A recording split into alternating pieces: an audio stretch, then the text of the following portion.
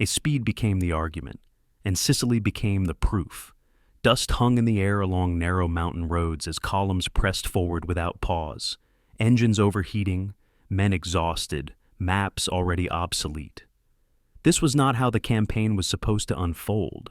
Sicily had been planned as a methodical advance, a careful balance between Allied forces moving in concert. But under George S. Patton, caution gave way to momentum, and momentum became doctrine. Messina was not just a destination, it was a finish line. At the far northeastern edge of the island, Messina represented escape, the last gateway through which German forces could withdraw to mainland Italy. Whoever reached it first would decide whether the enemy slipped away or paid the full price of defeat. Patton intended to get there before anyone else. All what followed was not a single battle, but a relentless drive across some of the most difficult terrain in the Mediterranean. Sicily resisted movement at every turn. Mountains choked roads into single lanes, bridges were blown, rear guards fought delaying actions village by village, ridge by ridge. Every mile forward had to be forced. And still, the advance did not slow. The United States 7th Army moved as if the island itself were a challenge to be outrun. Units advanced by day and night. Logistics strained to keep pace. Rest became a luxury. Patton pushed commanders hard, not because conditions were favorable, but because hesitation would cost the one thing he valued most: time. This was war as competition, against the enemy, against terrain, and quietly, against Allied counterparts advancing on parallel routes. And Patton understood symbolism as well as strategy. Capturing Messina first would not only shape the outcome of the campaign, it would shape how the American army was seen. Speed, aggression, and initiative would define its reputation going forward. German forces understood the stakes as well. They did not aim to hold Sicily forever. They aimed to delay. Rear guards fought with precision. Roads were mined, artillery struck and vanished. Each stand bought hours, then days, allowing thousands of troops and vehicles to slip across the narrow strait under cover of darkness. The race was real and unforgiving. As Patton's forces closed in, the pace intensified. Columns surged through coastal roads and mountain passes. Urban fighting flared, then moved on. Orders came fast, sometimes faster than confirmation could follow. Oh, when Messina finally fell, American troops entered a city already echoing with departure. German evacuations had succeeded on a massive scale. The enemy had escaped, but the race had been won. Patton arrived not just as a commander, but as a statement. The campaign across Sicily had revealed something essential. That modern war rewarded initiative. That speed could compensate for imperfect coordination. That momentum, once seized, could shape an entire theater. It also revealed the cost. Men driven to exhaustion, supplies stretched to breaking, decisions made under pressure that would be debated long after the guns fell silent. Patton's race to Messina did not end the war in Sicily, but it changed how the war would be fought next. It set the tone for breakout, pursuit, and relentless pressure that would define campaigns still to come.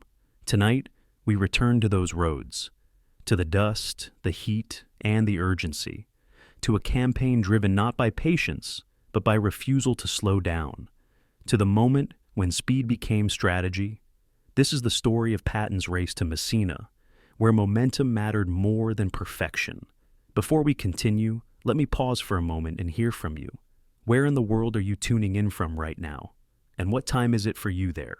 Is this a late night listen, a quiet early morning, or a rare pause carved out of a busy day? And if these long, immersive journeys into history help you slow down, reflect, or feel grounded, I hope you'll consider subscribing. Every subscription helps keep this calm, in-depth style of storytelling alive. If this feels like a place you want to return to, then stay with me. Settle in. This is Patton's race to Messina, August 10th, 1943. The 95th Evacuation Hospital sits beneath canvas stretched across Sicilian dust, the Mediterranean sun turning the tent into an oven by mid-morning. Inside, Private Charles Cool lies on a cot, shaking. Not from fear of the enemy. He hasn't seen combat in days. He's shaking from chronic dysentery and malarial fever, his body temperature climbing past 102 degrees.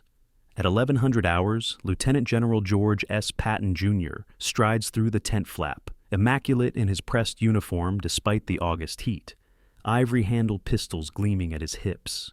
He's conducting what he calls morale visits, moving between wounded soldiers, all offering words of encouragement. Then he reaches Cool's cot. The private, 26 years old, sits hunched over, unable to stand. Patton asks what's wrong. Cool mumbles something about his nerves. And then it happens. The moment that will nearly end Patton's career. The slap that echoes through military history. Patton strikes Cool across the face with his gloves, calls him a goddamn coward, and orders him thrown out of the hospital. The medical staff freezes. Correspondent Quentin Reynolds, standing nearby, watches in stunned silence, his notebook suddenly feeling heavy in his hands. But this moment, this explosion of violence and fury, didn't emerge from nowhere. To understand why Patton cracked, why a 3-star general assaulted a sick private in front of witnesses, we must travel backward through 7 days of mounting pressure, and forward through the race that consumed him, and into the question that haunts this entire campaign. What was Messina worth? 7 days earlier, on August 3rd, Patton stood on Sicily's northern coast, staring across 166 miles of mountain roads toward Messina. His 7th Army had just captured Palermo in a lightning strike that made headlines across America. But Palermo wasn't the prize. Messina was. And Field Marshal Bernard Montgomery's British 8th Army was closer. Patton's aide, Colonel Charles Codman, watched his general that morning, saw how Patton's hands gripped the binoculars until his knuckles went white. "We have to get there first," Patton said, not to Codman, not to anyone in particular, just speaking the obsession out loud. In his diary that night, Patton wrote with unusual candor, "If Monty beats me to Messina, I'm finished." The race had already been running for 3 weeks by then, though nobody had officially declared it a competition. And General Harold Alexander, the British overall commander, had given Montgomery the coastal highway, Highway 124, the direct route to Messina. Patton's 7th Army was supposed to protect Montgomery's left flank, a supporting role for what everyone assumed would be Montgomery's triumph. But Patton had other plans. He'd secured permission for a reconnaissance in force toward Palermo, turned it into a full offensive, captured Sicily's 2nd-largest city in 72 hours, and suddenly transformed the narrative. American newspapers were calling him a hero. British newspapers were questioning why Montgomery's advance had stalled. The race was on, whether Alexander admitted it or not, and Patton was winning the publicity war, even if he was still 100 miles from the finish line. But publicity doesn't move armies. Terrain does. And between Palermo and Messina lay some of the most punishing geography in Europe. Highway 113, the road Patton's army had to take, wasn't really a highway. It was a single-lane mountain track that switched back and forth across volcanic ridges, crossed 162 bridges, and climbed grades that made wheeled vehicles overheat and stall. The Germans, in their retreat, had demolished every bridge, blown every culvert, mined every passing lane. By late July, Patton's engineers were rebuilding roads faster than most armies could advance on intact ones. They worked 18-hour shifts under mortar fire, carrying Bailey Bridge components up 40% grade slopes, improvising with timber and telephone poles when proper materials ran out. The 1st Infantry Division was losing men at 1,200 per day, not all to combat, but to the brutal mathematics of pushing an army through mountains, while the enemy fought a skilled rear-guard action. And then there were the battles. Santo Stefano, San Fratello. Coastal towns that should have been bypassed became meat grinders because Patton demanded forward momentum, demanded results, demanded speed. The 157th Infantry Regiment assaulted Santo Stefano on July 31st at 4 in the morning. By noon on August 1st, German counterattacks had retaken half the town. By August 3rd, when the Germans finally withdrew, that 400 Americans were casualties, killed or wounded, for a town of 2,000 people that held no strategic value except being 7 miles closer to Messina. Field hospitals set up assembly line triage. Surgeons worked until they couldn't feel their fingers. Wounded men waited 6 hours for ambulances because the blown bridges meant mule trains were the only way to evacuate them from forward positions. And through it all, Patton kept visiting the front, ignoring sniper fire, demanding to know why his divisions weren't moving faster. The pressure was internal as much as external. Patton was 57 years old, commanding his First Army in combat, desperate to prove that American arms could match British professionalism. He'd spent the interwar years being overlooked, considered too old-fashioned, and too cavalry-minded for modern mechanized warfare. Now he had his chance. But Montgomery, cautious, methodical Montgomery, was also advancing, albeit slowly. The British were bogged down at Catania, hammering against German defensive lines that refused to break. But they were still closer to Messina than Patton was. Every morning, Patton's staff briefed him on Montgomery's progress. Every evening, he calculated the miles remaining. By early August, he was sleeping 3, maybe 4 hours a night. Colonel Codman's diary entries from this period document a man coming apart, hands shaking during morning briefings, brandy consumed in quantities that would disable most men, profanity-laced tirades about Montgomery, about Alexander, about the Germans, about his own soldiers who weren't moving fast enough. On August 9th, Patton visited another hospital. This time he encountered Private Paul Bennett, an artilleryman whose unit had been shelled continuously for 4 days. Bennett was crying. Patton asked what was wrong. When Bennett said he just couldn't take it anymore, Patton slapped him, called him a coward, waved his pistol near Bennett's face, and threatened to have him shot. 2 slapping incidents in 1 week, both witnessed by medical staff, both documented in official reports that made their way up the chain of command. On August 17th, Supreme Commander Dwight Eisenhower received the reports. He read them twice, put his head in his hands, and drafted a private letter of reprimand. But he didn't relieve Patton of command. The race to Messina was still on. Patton was still needed. The slaps would remain secret, for now.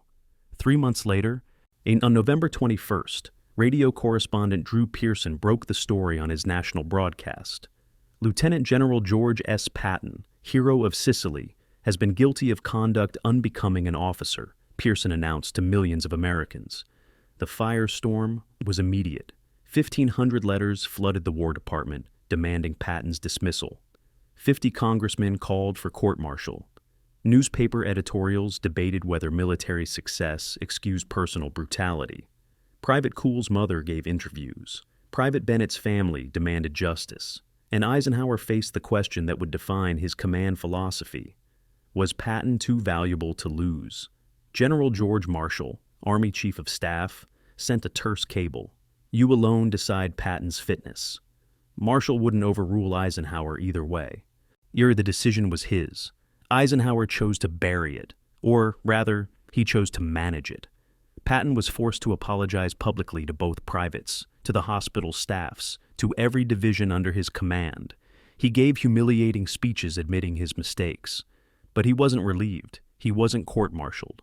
After 3 months of purgatory, Patton was assigned to command FUSAG, the Ghost Army Deception Operation for D-Day, still trusted with a critical role because Eisenhower and Marshall believed his operational value outweighed his moral failures. In his private correspondence, Eisenhower explained, "Patton is indispensable. We cannot afford to lose him." It was the cold calculus of generalship. War required tools, not saints. But the tools sometimes broke. And the question that lingers? The question we must answer by retracing the 7 days between that slap and Patton's entry into Messina is this. What prize was worth the pressure that shattered a general's self-control? What finish line was worth 12,000 casualties? What empty city justified a race that nearly destroyed the man who won it? On August 16, 1943, Patton rode into Messina in the back of a jeep, photographers waiting, victory stage for the cameras. He beat Montgomery by 6 hours. The city was deserted. The port was destroyed. The German army had escaped across the Strait of Messina with nearly all its equipment intact. Patton had won a race that, strategically, didn't matter, but to him, it mattered more than anything. And that paradox, the hollow victory that felt like salvation, is the story we're about to tell. Nay, a story of 2 generals, 1 road, and the question of whether ego ever serves strategy in war. July 10th, 1943, 2:45 in the morning. Operation Husky begins with the largest amphibious assault in history to that point. 160,000 Allied troops hitting Sicily's southern beaches in darkness, supported by 3,000 ships and 4,000 aircraft. The invasion catches Italian coastal defenders by surprise, but not the Germans. Field Marshal Albert Kesselring, commander of German forces in the Mediterranean, has been expecting this for weeks. His staff has prepared evacuation plans, ferry schedules, defensive withdrawal timetables. Sicily, in Kesselring's strategic calculation, is not a place to win a battle. It's a place to delay the Allies while bleeding them, to then retreat intact to fight again on the Italian mainland. By the time the first American paratroopers land near Gela, German engineers are already measuring ferry loads at the Strait of Messina, calculating how many trips it will take to evacuate an army. The prize that 300,000 Allied soldiers will spend 38 days fighting for has already been written off by the enemy. But Allied planners don't know this. Or, if they suspect it, they're not adjusting their strategy. To Churchill and Roosevelt, meeting at the Trident Conference in Washington back in May, Sicily represents the soft underbelly of Europe, a stepping stone to knocking Italy out of the war, forcing Germany to divert divisions from the Eastern Front, and proving that Anglo-American forces can execute large-scale combined operations. Messina, as specifically, is supposed to be the campaign's strategic objective. Control Messina, the logic goes, and you control the strait. Control the strait, and you trap the German army on Sicily with nowhere to retreat. Force them to surrender or destroy them, attempting to evacuate across 2 miles of open water, dominated by Allied air and naval power. It's a clean theory. It falls apart the moment you examine German capabilities versus Allied assumptions. The Strait of Messina is 2 miles wide at its narrowest point, from Punta Faro on Sicily to Villa San Giovanni on the Italian mainland. 2 miles of water. The Germans control both shores. They've installed 500 anti-aircraft guns on the Calabrian side, another 200 on Sicily, creating a flak corridor that makes daylight air raids suicidal. They've assembled a ferry fleet, 33 large motorized ferries, 76 smaller craft, 20 barges, all rehearsed in nighttime crossings. German engineers have calculated they can move 60,000 tons of supplies, 40,000 troops, and 10,000 vehicles in less than a week if executed properly. They've built dummy positions, recorded machine gun fire on playback systems to simulate continued defense, and prepared demolitions of every port facility to deny them to Allied use. This is not desperation. This is military choreography. Allied intelligence, meanwhile, is operating on wishful thinking. The prevailing assumption is that Germans will fight to hold Sicily to the last man, that Messina represents their only escape route, and they'll defend it fanatically. This assumption shapes the entire campaign plan.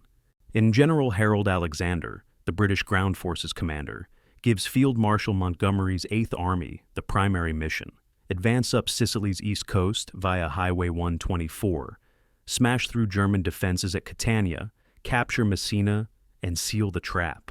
Patton's American 7th Army gets the supporting role: land on the southern beaches, protect Montgomery's left flank, mop up the western part of the island. Nobody is planning for the Germans to leave voluntarily. Nobody is planning to interdict the evacuation because nobody expects there will be one worth interdicting. The campaign begins well enough. American forces secure their beachheads within 48 hours. British forces push inland, heading for the critical plain around Catania, where Highway 124 runs straight toward Messina along the coast. But on July 16th, just 6 days into the campaign, Montgomery runs into a wall. German paratroopers from the 1st Fallschirmjäger Division hold Primasole Bridge over the Cimito River. British forces assault 3 times, lose 500 men in a single day, and fail to break through. The Hermann Göring Panzer Division reinforces the Catania line. What was supposed to be a rapid advance turns into a grinding battle of attrition. Montgomery, methodical as always, begins planning a set-piece assault with overwhelming artillery support. But set-piece assaults take time to prepare, and time is something the Germans are buying with blood. Meanwhile, General Hans Hube, commanding the German 14th Panzer Corps on Sicily, is executing a masterclass in defensive withdrawal. And he's not trying to hold territory. He's trying to slow the Allied advance while preserving his combat power. Every ridgeline becomes a fighting position. Every bridge is demolished. Every crossroad is mined. German rearguards, often just 5 or 6 men with an MG-42 machine gun, pin down entire Allied battalions for hours before withdrawing to the next position. It's a strategy that trades space for time, and the Germans have plenty of space to trade. Hube's after-action reports, captured later, reveal his thinking. Our mission is not to win in Sicily. Our mission is to reach the mainland with our divisions intact and ready to fight again.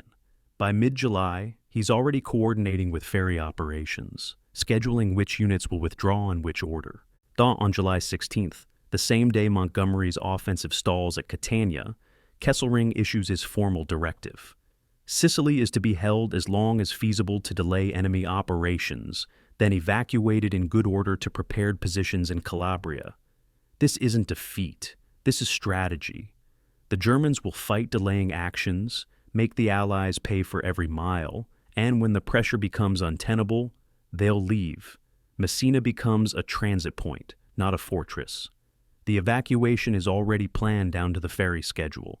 First wave, heavy equipment and vehicles. Second wave, artillery and supplies. Final wave, infantry rear guards. The entire operation is rehearsed, timed, and ready to execute. While Allied commanders plan how to capture Messina, German commanders plan how to abandon it without losses. The tragedy of mismatched expectations becomes clear in early August. On August 1st, German ferries begin crossing the strait in earnest, not in desperation, but as the first stage of a planned withdrawal. Allied reconnaissance aircraft photographed the ferry traffic.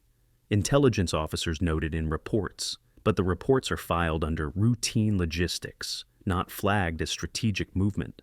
The assumption that Germans will fight for Messina is so strong that evidence contradicting it gets ignored. When a British pilot reports unusually heavy ferry traffic on August 3rd, his squadron commander dismisses it. They're probably evacuating wounded.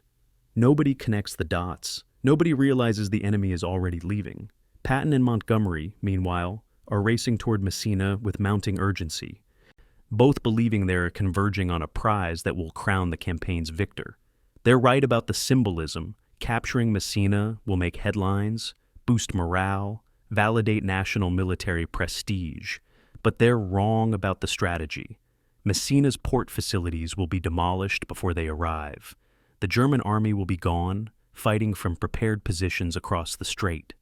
The trap will be empty, and the 38-day campaign, costing 19,000 Allied casualties, will achieve its symbolic objective while failing its strategic one. The prize wasn't a prize, it was a photograph opportunity.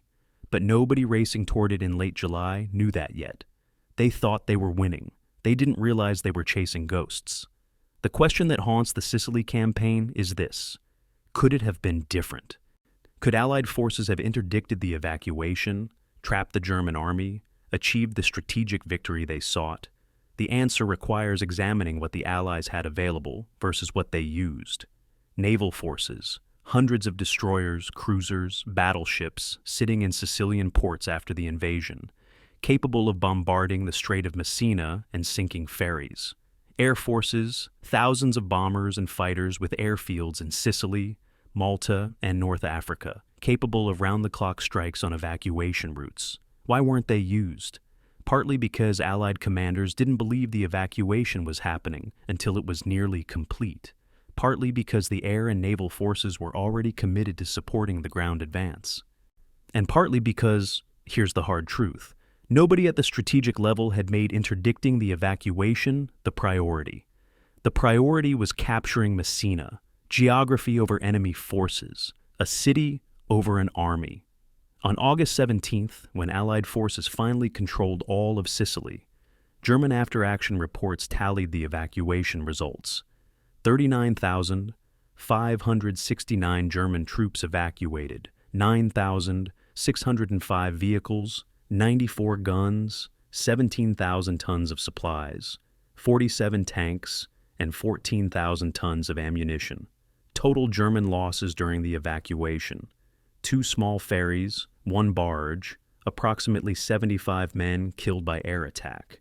It was, by any measure, one of the most successful military evacuations in history, executed under Allied air superiority, and executed across a 2-mile strait that should have been a killing zone, executed because the Allies were racing toward a symbol instead of destroying an army. Messina fell on August 17th.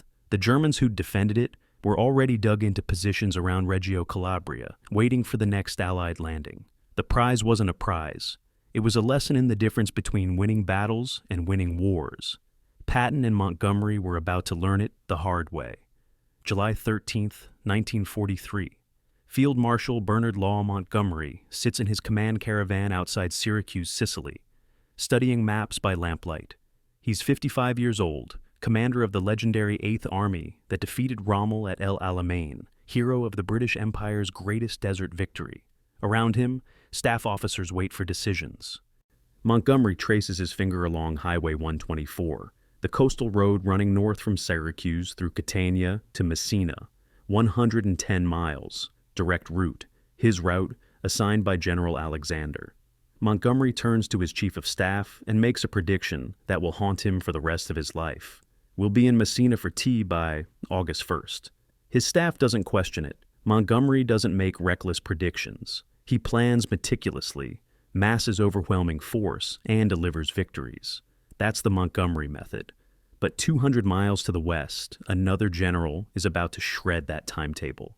Lieutenant General George S. Patton, Jr., 57 years old, commands the American 7th Army from a commandeered villa in Gela. He's pacing. He paces when he's angry, and right now, he's furious. That morning, he received Alexander's operational directive.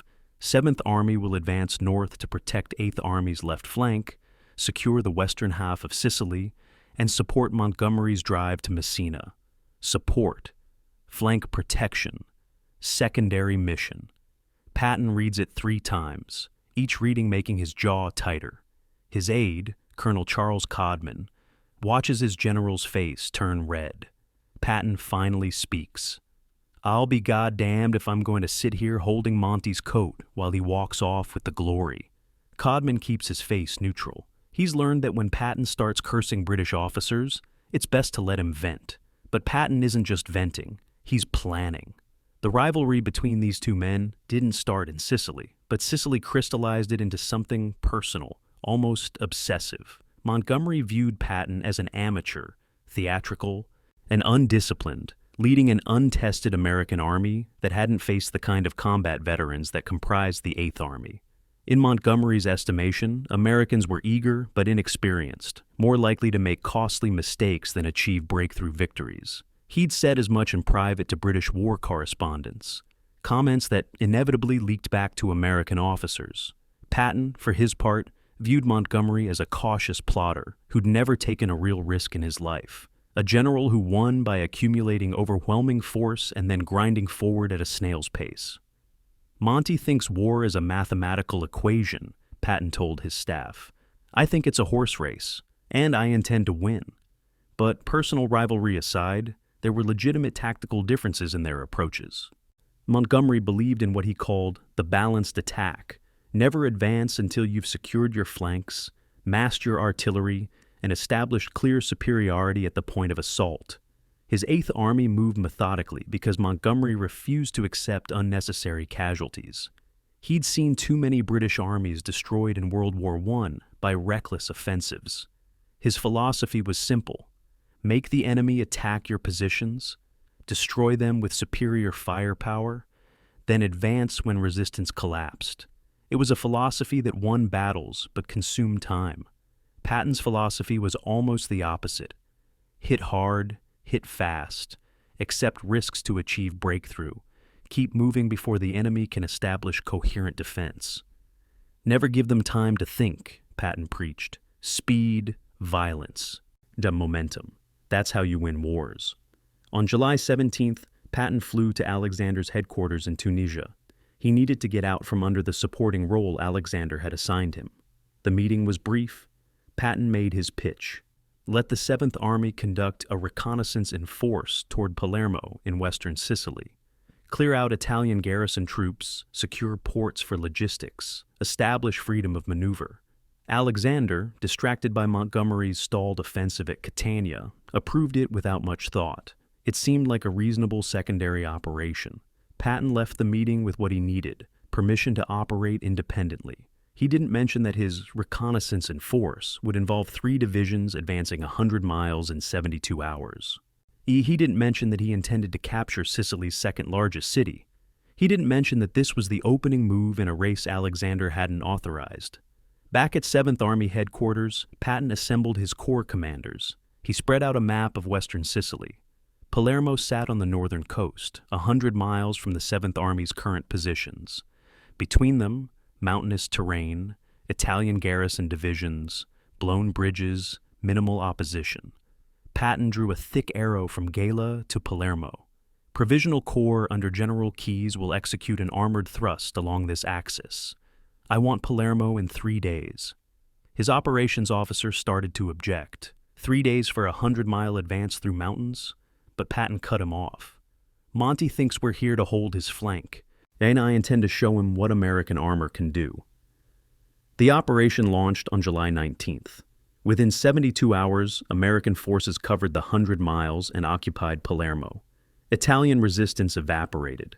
The harbor was wrecked, but the headlines were magnificent. Montgomery, meanwhile, was still hammering against the Catania line.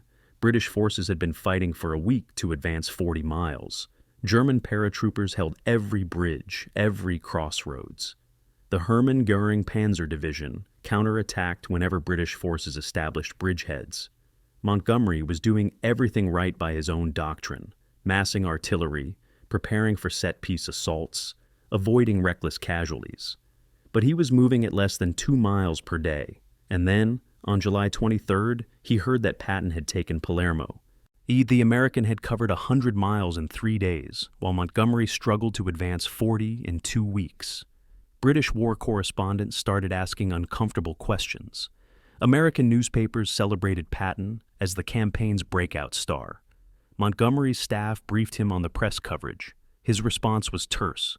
Palermo is irrelevant. Messina is the objective. But everyone in that tent knew the race was on.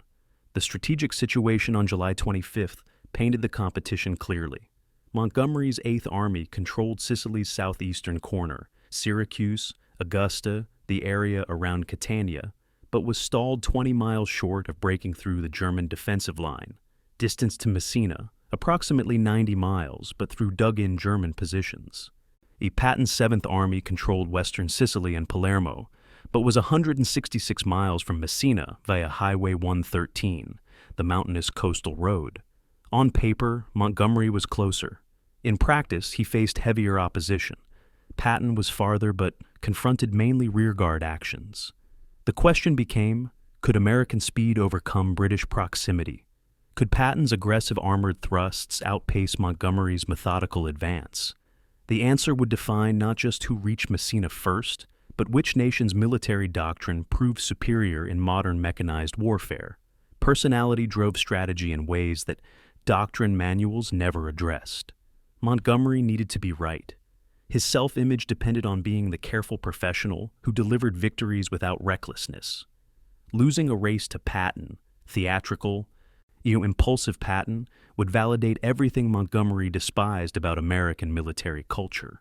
So, Montgomery planned his next offensive with even more care, more artillery, more preparation. He would break the Catania line properly, advance to Messina methodically, and arrive as the victor in a campaign conducted the right way.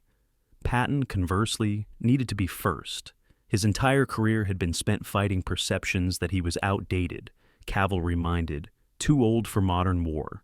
Sicily was his proving ground. Beat Montgomery to Messina, and he'd validate aggressive American doctrine.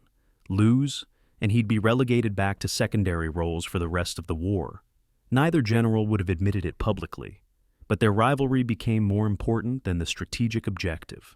Alexander, the overall commander, all watched this competition unfold with growing discomfort. He deliberately kept his operational orders vague to avoid forcing British and American forces into direct competition. Now they were competing anyway, and Alexander couldn't stop it without humiliating one of them. So, he did nothing, issued no guidance, made no priority calls. let two of his army commanders race toward the same objective with increasingly strained logistics, mounting casualties, and strategic focus that narrowed to a single question: who gets there first? It was a command failure disguised as coalition diplomacy, and it would cost thousands of lives for a photograph at the finish line. On August 1st, Patton wrote in his diary, "If I don't beat Montgomery to Messina, my career is finished. If I do beat him, the 7th Army will have proved itself. There is no middle ground."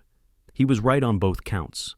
This race had become all or nothing, and the prize, empty, demolished, strategically irrelevant Messina, was about to cost more than either general imagined. July 19th, 1943, 0400 hours. Major General Lucian Truscott's 3rd Infantry Division launches west from Agrigento, Sicily, beginning what will become a 100-mile sprint across the island's interior to Palermo. Truscott, at 48 years old, one of the youngest division commanders in the U.S. Army, has been given 72 hours. His boss, Lieutenant General George Patton, made it clear, "I want Palermo by the 22nd. I don't care if you have to swim there." Truscott's staff thinks it's impossible. The route crosses 2 mountain ranges, follows roads that aren't really roads but mule tracks, requires crossing at least 15 demolished bridges. Intelligence estimates 3 Italian divisions, somewhere between Agrigento and Palermo, garrison troops mostly, but still 30,000 men with artillery. Truscott looks at the map one more time, calculates fuel consumption, and gives the order: "Tell the regiment commanders to move out. We stop for nothing." The Palermo offensive was Patton's gambit, tactically brilliant, strategically questionable, and psychologically essential. By mid-July, Patton had secured Alexander's permission for a reconnaissance in force westward, but everyone knew reconnaissance forces don't involve 3 divisions with full armor support. This was a major offensive masquerading as patrol activity. Patton's reasoning was partly tactical. Palermo's port could support future operations eastward toward Messina better than the small southern ports currently supplying 7th Army. But mostly, it was about the headlines. Montgomery's 8th Army was stalled at Catania, making minimal progress against German defenses. If Patton could capture a major city in spectacular fashion, he'd dominate the news cycle, boost American morale, and embarrass the British into moving faster. War as theater. Patton excelled at theater. The 3rd Division moved faster than anyone thought possible. Truscott drove his men relentlessly, using a technique he'd perfected in training: the Truscott Trot, a forced march pace of 5 miles per hour instead of the standard 3. Infantry companies covered 30 miles in a day, then 35, then 40. Armor units bypassed resistance, leaving Italian strongpoints isolated and ineffective. When bridges were blown, engineers forded rivers or built hasty bypasses. When Italian units fired from hilltop positions, American artillery suppressed them, while infantry swept around their flanks. It wasn't textbook warfare, it was improvisation at high speed, commanders making decisions in real time without waiting for headquarters approval. Truscott had told his regiment colonels, "I don't want to hear excuses, I want to hear that you're moving." Italian resistance collapsed faster than American advances. Most Italian garrison troops in western Sicily were conscripts with little motivation to fight a war that looked increasingly lost. When American armor appeared on roads that weren't supposed to support tanks, Italian commanders surrendered their entire units without firing shots. By July 21st, 2 days into the offensive, 7th Army had captured 4,000 prisoners and advanced 80 miles. Patton flew forward in his observation plane, landed at makeshift airstrips, drove to forward headquarters in his jeep. At one point, he encountered an Italian colonel, surrendering with 300 men. Patton shook the colonel's hand, had photographs taken, and personally directed him to the POW Processing Center. Every interaction was staged for maximum publicity effect. July 22nd, 0600 hours. Lead elements of the 3rd Division entered Palermo's outskirts. The city was intact. The Italians hadn't demolished the buildings, but the port facilities were wrecked. Italian engineers had followed scorched earth procedures before withdrawing. Cranes toppled into the harbor, docks dynamited, warehouses burned. A U.S. Navy survey team arrived on July 24th and delivered bad news. Palermo Harbor requires minimum 3 weeks before operational for major cargo. The prize Patton had raced to capture was useful mainly as a symbol, but symbols mattered. On July 23rd, Patton staged his triumphal entry into Palermo, leading a column of tanks down Via Roma in full-dress uniform, ivory-handled pistols gleaming, photographers positioned at every intersection. The image went global. American general conquers major Sicilian city in lightning campaign. BBC correspondents broadcast the news across Europe. American newspapers ran front-page stories celebrating Patton's aggressive leadership. And the narrative shifted. Maybe the Americans weren't junior partners in this alliance after all. Maybe American mobility and firepower could achieve results that British methodical planning couldn't. Montgomery, listening to BBC broadcasts in his command caravan outside Catania, heard his own campaign being compared unfavorably to Patton's. British correspondents asked why the Eighth Army was moving so slowly. Montgomery's response was characteristically blunt. Palermo is a sideshow. Messina is the main event. We will get there properly, not recklessly. But the press didn't care about proper versus reckless. They cared about results. And Patton was delivering results that photographed well. The strategic cost of the Palermo gambit became clear when 7th Army logistics officers calculated what the detour had consumed. At 4 days of offensive operations, July 19th to 23rd, with 3 divisions moving at maximum speed, burned-through fuel reserves meant to last 2 weeks.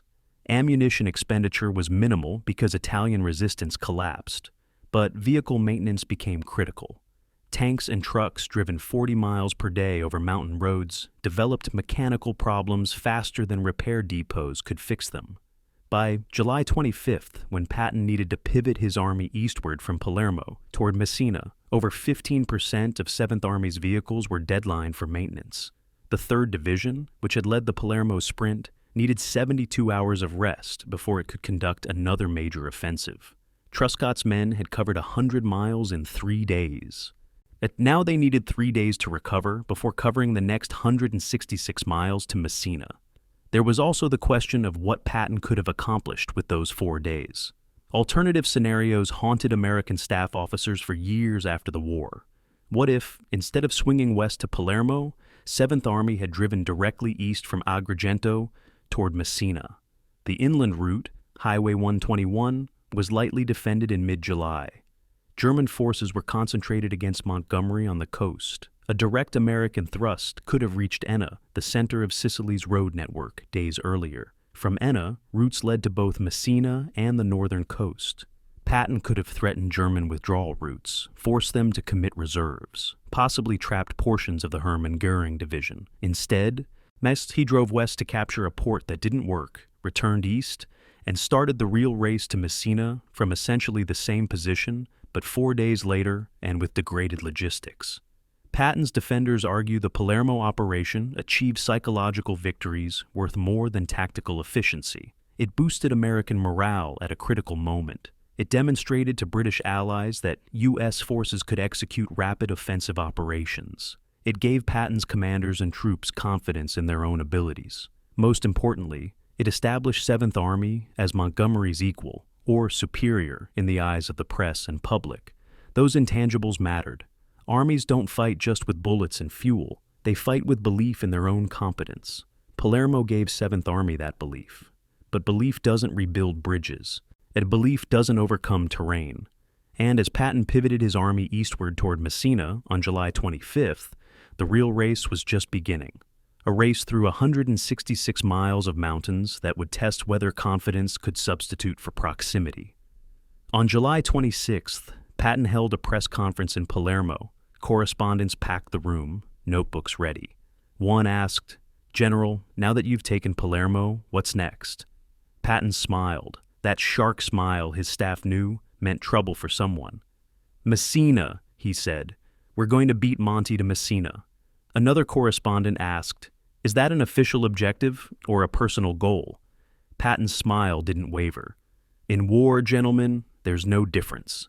He wasn't wrong, but he also wasn't acknowledging the price his men would pay for turning geography into competition. The Palermo gamble was over. The Messina race was about to begin in earnest, and the mountains didn't care about headlines. July 27, 1943. Captain Felix Sparks of the 1st Engineer Battalion stands at a blown bridge near San Stefano on Sicily's northern coast, under German mortar fire that's probing for range. The bridge, or what used to be a bridge, spans a 40-foot gorge with a mountain stream running through it. German engineers demolished it with typical Teutonic thoroughness, cut the support beams, dropped the roadbed into the ravine, then mined the approaches for good measure. Sparks calculates in his head. His battalion has enough Bailey Bridge components to span the gap, but assembling them under fire will take at least 8 hours. 8 hours during which the 1st Infantry Division's advance stalls. 8 hours during which Montgomery's British forces continue moving up the coast. 8 hours that Patton can't afford. Sparks looks at his sergeants and says what engineer officers were saying all along Highway 113 that week. Get the timber, get the rope, and get creative. We're building this thing the old-fashioned way. Sicily's terrain was the campaign's silent antagonist, an enemy that didn't retreat when flanked and couldn't be suppressed by artillery. Highway 113, Patton's route to Messina, wasn't really a highway in any modern sense. It was a coastal track, often single lane, all carved into mountainsides that drop sheer to the Mediterranean on one side and climb volcanic slopes on the other. The roads switched back and forth across ridges and hairpin turns that wheeled vehicles could barely navigate. Grades reached 14% in sections, steep enough that heavy trucks overheated and stalled, and every few miles the highway crossed rivers, streams, or gullies on bridges that German rear guards demolished as they withdrew. 162 bridges between Palermo and Messina. 162 gaps that engineers had to fill before the army could advance. The German demolition campaign was systematic, professional, and devastating in its effectiveness. Wehrmacht engineer units had surveyed Sicily's road network weeks before the invasion, identifying every bridge, culvert, and choke point. They'd pre-positioned explosives, wired detonators, and trained rearguard units on withdrawal procedures. As German forces pulled back toward Messina, engineer teams executed demolitions with mechanical precision. First, they'd remove or destroy all ferrying equipment, boats, rafts, anything that could bypass a blown bridge. Then they'd mine the approaches to slow Allied engineers. Finally, they'd blow the bridge itself, not with random destruction, but with calculated cuts that dropped spans into riverbeds and destroyed foundation supports. Rebuilt bridges had to be engineered from scratch. You couldn't just lay new roadbed on damaged pilings. American combat engineers responded with a combination of doctrine, improvisation, and brutal working conditions. Yet the Bailey Bridge, a British invention consisting of prefabricated steel panels that could be assembled without heavy equipment, became the standard solution. Each panel weighed 570 pounds and required a 12-man team to maneuver into place. Under ideal conditions, engineers could assemble a Bailey Bridge in 36 hours, but Sicily offered no ideal conditions. Engineers worked under sniper fire, mortar barrages, and artillery interdiction. German rear guards positioned themselves to observe bridge sites, calling in fire whenever crews assembled. Men carried bridge components up 40% grade slopes because the approaches were too steep for trucks. In some locations, mule trains were the only way to deliver materials, timber beams strapped to mules, all led up mountain paths by men who'd been infantry yesterday and were engineers today. The casualty rate among engineer battalions shocked even veteran commanders. Engineers made up roughly 8% of division strength, but accounted for 23% of casualties along Highway 113. The math was brutal. To build a bridge, you had to expose yourself in predictable locations for hours at a time. German MG-42 machine guns had a range of 2,000 yards.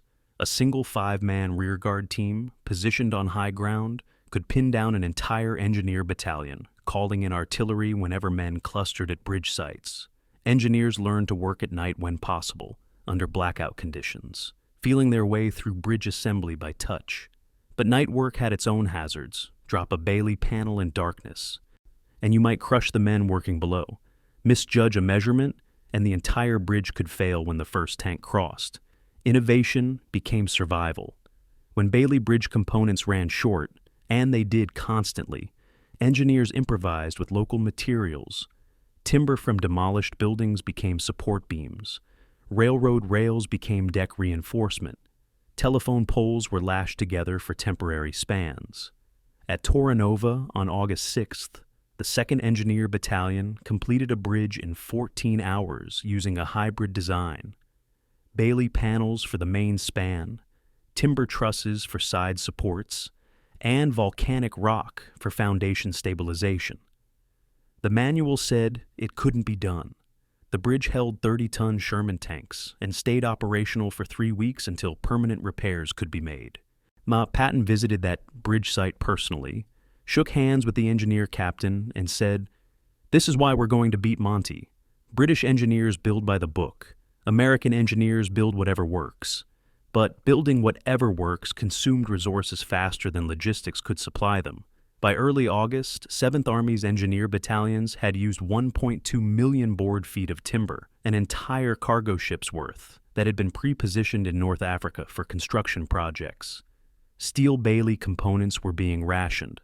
3rd Division's Engineer Battalion requested 40 panels on August 8th and received 12 with a note. Allocate for critical crossings only. What constituted a critical crossing? Every bridge was critical when the alternative was halting the advance. Engineer commanders made Sophie's choices. Build this bridge now, or gamble that armor can ford the river and hope casualties are minimal when tanks get stuck in gravel beds. The engineering challenge fundamentally changed how warfare functioned on Sicily. Battles weren't won just by infantry assaulting positions or artillery suppressing defenses. Battles were won by engineers working under fire to build roads faster than Germans could destroy them. Every advance required 3 elements in sequence: infantry to clear German rear guards, engineers to rebuild bridges, and armor to exploit forward. If any element failed, the entire advance stalled, and the Germans understood this. That's why their rearguard tactics focused on disrupting engineering work. A 5-man German team with 1 machine gun couldn't stop an American division in a firefight, but they could delay bridge construction for 6 hours, and 6 hours meant the difference between covering 10 miles that day or covering 2. By August 10th, American engineers had rebuilt 47 bridges in 17 days, a rate of 2.7 bridges per day. That number represented 18-hour work shifts, casualty rates that would break infantry units, and innovation bordering on recklessness. Men worked until they collapsed from exhaustion, slept 4 hours, and returned to work. Sergeants calculated bridge loads in their heads because they'd lost their engineering manuals fording rivers. 8 lieutenants became proficient at lying to headquarters about how long repairs would take. Better to underpromise and overdeliver than create false expectations. And through it all, Patton kept appearing at forward positions, demanding to know why bridges weren't finished yet, why divisions weren't moving faster, why 7th Army was still 100 miles from Messina, while Montgomery was only 90 miles away. The engineers adopted a motto during the Sicily campaign, stolen from the Navy's Seabees: "The difficult we do immediately, the impossible takes a little longer." It was gallows humor, but it captured the spirit of men who were being asked to perform miracles on a daily basis. Build a bridge in half the time manuals specified. Do it under fire. Do it at night. Do it with materials that aren't rated for the load.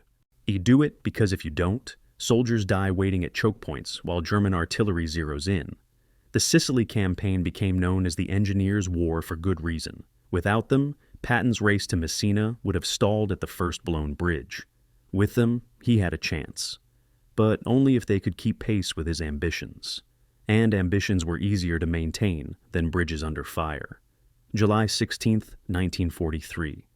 Primo Sole Bridge over the Simeto River, 10 miles south of Catania. British paratroopers from the 1st Parachute Brigade landed here the previous night, scattered by anti-aircraft fire and missed drop zones, but enough of them assembled to seize the bridge before German engineers could blow it. By dawn, they're holding both ends against German counterattacks. By noon, the Hermann Göring Panzer Division has committed tanks and infantry to retake the crossing.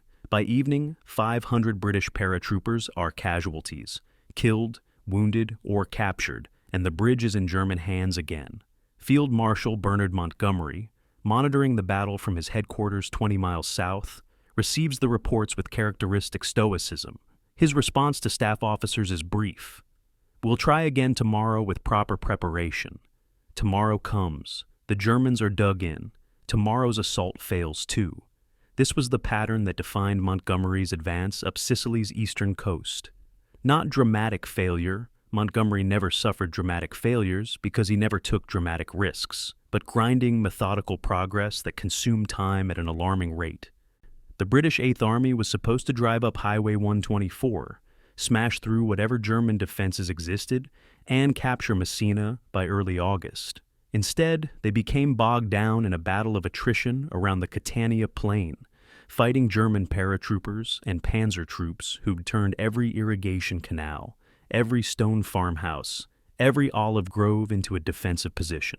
The Germans weren't trying to win battles. They were trying to delay the British long enough for the rest of the German army to evacuate Sicily. And it was working. Montgomery's philosophy of warfare demanded overwhelming superiority before committing to assault. He'd seen too many British armies destroyed in World War I by generals who threw men at German positions without adequate preparation. His method was different. Reconnaissance, and artillery concentration, overwhelming force at the point of attack. Never assault until you can guarantee success. Never advance until your flanks are secure. It was a philosophy that won battles. He'd defeated Rommel at El Alamein using exactly these principles, but it consumed time. And time was the one resource Montgomery didn't have in Sicily. Every day he spent massing artillery for set-piece assaults was a day Patton moved closer to Messina via the western route. The numbers told the story of British frustration. Between July 10th and August 5th, 26 days, the Eighth Army advanced 45 miles from their invasion beaches to the outskirts of Catania. That's 1.7 miles per day. Some days, the advance was measured in hundreds of yards. British war correspondents, accustomed to filing stories about Montgomery's victories, found themselves reporting stalemate. Alan Moorhead, covering the Eighth Army for the Daily Express, wrote in his notes, "We're winning the battle, but losing the race. Every yard costs blood and time, and the Americans are moving faster with less opposition." Moorhead's editors censored that observation before publication. No need to boost American morale at British expense. But the sentiment spread through the press corps. German defensive tactics exploited Montgomery's caution perfectly.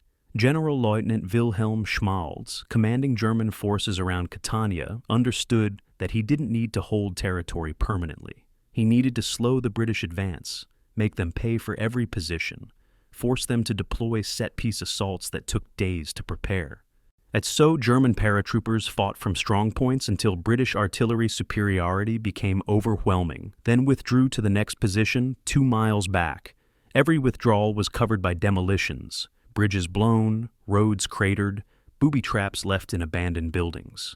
The British advanced into empty positions, consolidated, prepared the next assault, and repeated the process. It was warfare as choreography. Both sides performing roles that delayed but didn't prevent the British advance. The 1st Fallschirmjäger Division, German paratroopers, became legendary for their defensive skill. These weren't conscripts or garrison troops. They were elite infantry with combat experience from Crete and North Africa. A single company of German paratroopers could hold a bridgehead against a British brigade for 12 hours. Their MG-42 machine guns, at firing 1,200 rounds per minute, created overlapping fields of fire that made frontal assaults suicidal.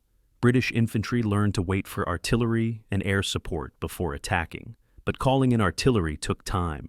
Coordinating airstrikes took time, and while the British massed fire support, the Germans prepared their next withdrawal position. Montgomery's supply requirements compounded the timing problems. The Eighth Army consumed 600 tons of supplies per day. Ammunition, fuel, food, medical supplies, spare parts, all of which had to be brought forward from ports that were themselves damaged or undersized. The British were meticulous about logistics. Units didn't advance unless their supply situation was solid. This prevented catastrophic breakdowns but limited operational tempo. Patton's 7th Army, by contrast, all consumed 300 tons per day and operated on a philosophy of calculated risk. push forward, and logistics will catch up. Neither approach was definitively right or wrong, but in a race against time, Montgomery's caution became a handicap. On August 5th, after 26 days of fighting, Montgomery finally bypassed the Catania bottleneck by shifting his axis of advance inland around Mount Etna's western slopes.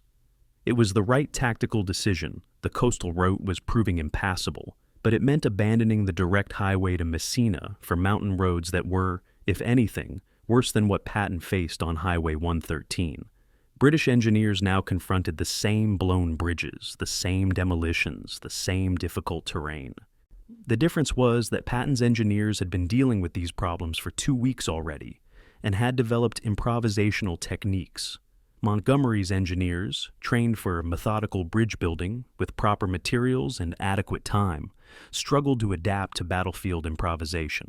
Frank Gillard, a BBC war correspondent embedded with the 8th Army, filed a dispatch on August 7th that was heavily censored before broadcast. The original version read, "The 8th Army's progress is slower than anticipated. German resistance remains fierce, and our methodical approach, while reducing casualties, allows the enemy to withdraw in good order." What actually aired was, "The 8th Army continues its advance against determined German opposition, with careful planning, ensuring ultimate success." Gillard wasn't criticizing Montgomery's competence. He recognized the difficulty of the terrain and the skill of German defenders, but he was noting the gap between expectations and reality. Messina was still 90 miles away. Patton was covering that distance faster, despite starting farther back. The psychological pressure on Montgomery intensified through early August. He received intelligence reports on American progress. Palermo captured, Highway 113 being rebuilt at remarkable speed. 7th Army divisions advancing despite difficult terrain. Montgomery's staff briefings included American progress updates, not because they mattered strategically, but because everyone knew the race was on. Montgomery publicly dismissed it. "We're not in competition with the Americans. We're fighting Germans." But privately, he pushed his commanders for faster results. Division commanders pushed brigade commanders. Brigade commanders pushed battalion commanders. And at the sharp end, British infantry assaulted German positions with mounting urgency, taking casualties to gain ground that might otherwise have been bypassed. By August 10th, the British had covered 65 miles from their landing beaches, 70 more miles to Messina. Patton's forces had covered 110 miles, 56 miles to Messina. The American route was longer, but Patton was closing the gap. Montgomery's staff calculated the numbers and delivered uncomfortable news. At current rates, the Americans would reach Messina first. Montgomery's response was to order an acceleration of the advance, which translated to more aggressive tactics, which meant higher casualties. The 50th Division lost 200 men on August 11th fighting for a ridgeline that was abandoned by the Germans the next morning. Those casualties achieved a 3-mile advance, 3 miles closer to Messina, 3 miles closer to preventing the humiliation of being beaten by Patton. The tragedy of Montgomery's situation was that he was fighting the right battle the wrong way, or rather, he was fighting a battle while Patton was racing. Combat operations and races have different metrics of success. Combat requires destroying enemy forces, seizing objectives, achieving strategic goals. Races require speed, momentum, accepting risks to gain time. Montgomery was optimized for combat. Patton was optimized for racing. And in Sicily, with the German army executing a planned withdrawal and the strategic objective being an empty city, racing was more effective than fighting. Not because fighting was wrong, but because the enemy had already decided to leave. The British were assaulting positions that would be abandoned within days regardless. Patton was bypassing positions that couldn't prevent his arrival at Messina. Same island, different wars.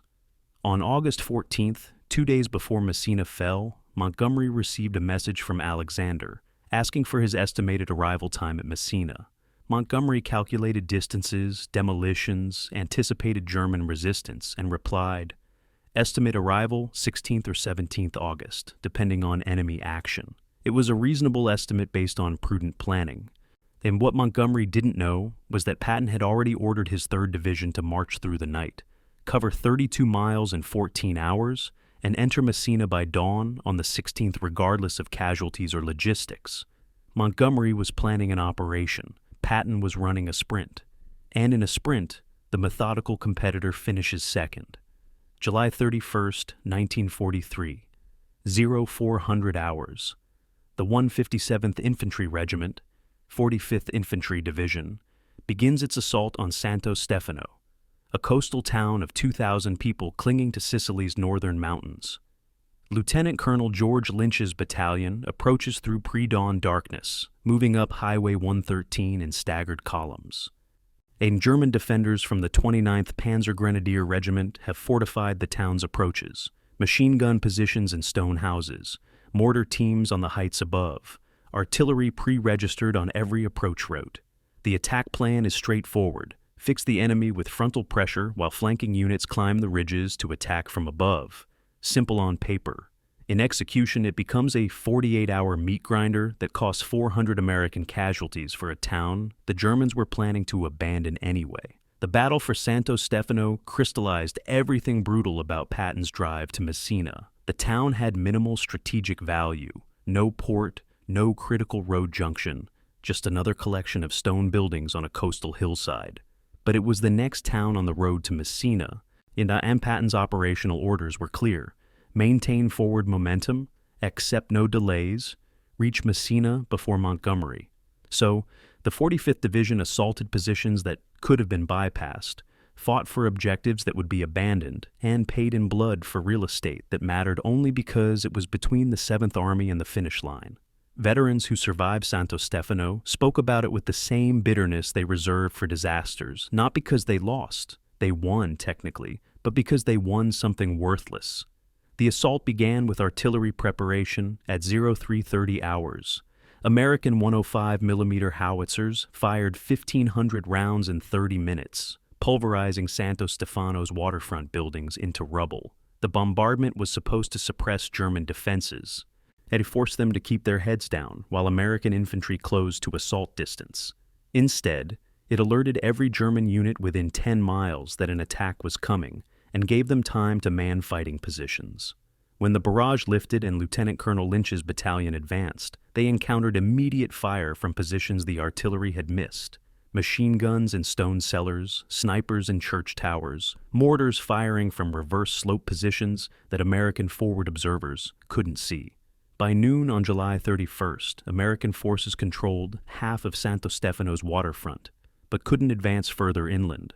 German machine gun teams had established interlocking fields of fire across every street leading uphill into the town, the MG-42 machine gun firing 1,200 rounds per minute. That's 12 and Zarapasipo. They turned those streets into kill zones. American infantry tried rushing buildings, tried suppressing fire with mortars, tried flanking through demolished structures. Nothing worked. Every attempt cost casualties without gaining ground. By evening, the assault had stalled. Wounded men lay in streets that medics couldn't reach without getting shot themselves. Company commanders called for artillery support, but German positions were too close to American lines. Dropping shells on the town risked hitting friendly forces. August 1st. Dawn brought German counterattacks. The 29th Panzer Grenadier Regiment, elite mechanized infantry, launched a coordinated assault using infiltration tactics perfected on the Eastern Front. Small teams, 3 to 5 men, moved through demolished buildings and appeared behind American positions. They'd throw grenades, fire a burst from an MG-42, then disappear before American forces could respond. It was harassment, not a serious attempt to retake the town, but it pinned American units in place and made consolidation impossible.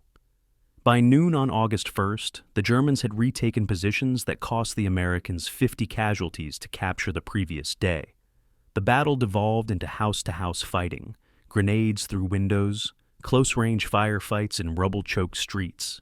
Lieutenant Joseph Dawson led a patrol into Santo Stefano's upper town on August 2nd, trying to locate German command positions. What he found was abandonment. The Germans were gone. They'd withdrawn during the night, pulled back to prepared positions at San Fratello, 6 miles up the coast. Dawson's patrol walked through empty buildings still warm from occupation, found ammunition dumps partially destroyed, discovered booby traps on main routes. The Germans had fought a skilled delaying action, bled the Americans for 2 days, then left. The cost to capture Santo Stefano: 412 American casualties, 92 killed, 270 wounded, 50 missing. The strategic value: 0. The town was already demolished by American artillery. No port facilities, no supplies captured, just real estate that the enemy abandoned once the delay was sufficient. The pattern repeated at San Fratello, at Capo d'Orlando, at every coastal town between Palermo and Messina. German rearguards, rarely more than a reinforced company, sometimes just a platoon, would fortify a town, force the Americans to deploy for assault. They'd fight long enough to delay the advance by 12 to 24 hours, then withdraw to the next position. They were trading space for time, and the trade favored them. Every town cost the Americans hundreds of casualties. Every delay bought the German army more time to evacuate troops and equipment across the Strait of Messina. And Patton, watching his casualty lists grow longer while his advance slowed to a crawl, became increasingly desperate. By early August, the 45th Infantry Division was averaging 1,200 casualties per week. Not all combat losses, disease, accidents, and exhaustion accounted for nearly 30%, but the numbers were staggering for an advance that was supposedly racing through light resistance. The 1st Infantry Division, fighting similar battles along the coast, reported comparable casualty rates. Division surgeons set up field hospitals in assembly line configuration, triage at the entrance, surgery in the center, recovery wards at the rear. Surgeons worked 12-hour shifts, sometimes 16 hours when German artillery hit forward aid stations, and wounded had to be re-evacuated. The hospital at San Stefano, established in a requisitioned school building, processed 374 wounded in 4 days. That's one patient every 15 minutes, around the clock. Medical evacuation became a logistics nightmare, as brutal as the combat itself. Wounded men had to be carried from forward positions to aid stations, often 6 to 8 miles through mountain terrain where vehicles couldn't go. Mule trains became ambulance services, wounded strapped to mule litters, and led down switchback trails by medics who'd been infantrymen until they volunteered for medical duty because it seemed safer. It wasn't. Medics were targeted by German snipers despite Red Cross markings. The Germans argued accurately that American forces often combined medical and combat functions, using ambulances to transport ammunition and weapons as well as wounded. So German commanders authorized fire on anything that moved. Medics learned to work at night, without lights, navigating by memory and luck. The psychological toll compounded the physical casualties. Combat fatigue, what would later be called PTSD, began appearing in frontline units at alarming rates. Men who'd fought effectively for 2 weeks suddenly couldn't function, couldn't stop shaking, couldn't process simple orders. All battalion surgeons diagnosed battle fatigue and evacuated them to rear hospitals where there was no treatment except rest. Some recovered after 72 hours. Others never returned to duty. The 45th Division reported 243 combat fatigue cases in the first 3 weeks of August, roughly 15% of total casualties. These weren't cowards. These were infantry who'd reached their breaking point after continuous combat in 100-degree heat with minimal rest. Patton visited the front lines frequently during this period, partly to boost morale, and partly because he couldn't stand being away from the fighting. He'd appear at battalion command posts without warning, demanding updates, questioning why advances were taking so long. His presence was supposed to inspire troops, show them their commanding general shared their risks. Instead, it added pressure. Junior officers knew Patton expected results and started taking risks they might otherwise have avoided. Assault schedules that should have been delayed for proper preparation proceeded anyway, because nobody wanted to tell Patton the attack wasn't ready. Casualties increased not because of enemy action, but because of operational tempo driven by command pressure. On August 5th, Patton visited a forward observation post overlooking San Fratello. German artillery was shelling American positions. Snipers were active in the rubble below. Patton stood in the open, studying the town through binoculars, ignoring the staff officers who begged him to take cover. A shell landed 200 yards away. Patton didn't flinch. Nay, he lowered the binoculars and said to his operations officer, "Why aren't we moving faster? What's the holdup?" The operations officer, a lieutenant colonel who'd been awake for 36 hours, replied carefully, "Sir, we're taking significant casualties. The men need rest. The engineers need time to rebuild the coast road." Patton's response was immediate. "Rest is for the dead. We're racing Monty to Messina, and we're going to win." He climbed into his jeep and drove back to headquarters, leaving the lieutenant colonel staring at the burning town and wondering what winning was worth. The answer was in the field hospitals, in the graves registration teams, like in the letters being written home by company commanders who had to explain how their men died for objectives that were abandoned by the enemy before the ink dried on after-action reports. Santo Stefano, San Fratello, Capo d'Orlando. These weren't battles in any strategic sense. They were tactical engagements fought because the road ran through them, and Patton wouldn't consider bypassing anything that might slow Montgomery down. The blood on Highway 113 was real. The advance was real, but the race was theater. And theater makes for good photographs, but terrible strategy. August 2nd, 1943. 0300 hours. Lieutenant General George Patton sits alone in his command tent outside Palermo, maps spread across a folding table, a half-empty bottle of brandy within reach. His aide, and Colonel Charles Codman, recorded in his diary that the general had slept 3 hours that night, woke shouting from a nightmare, and demanded immediate progress reports from all division commanders. The reports arrived via radio. 1st Infantry Division stalled at Santo Stefano, still fighting house to house. 3rd Infantry Division resting in Palermo, recovering from the westward sprint.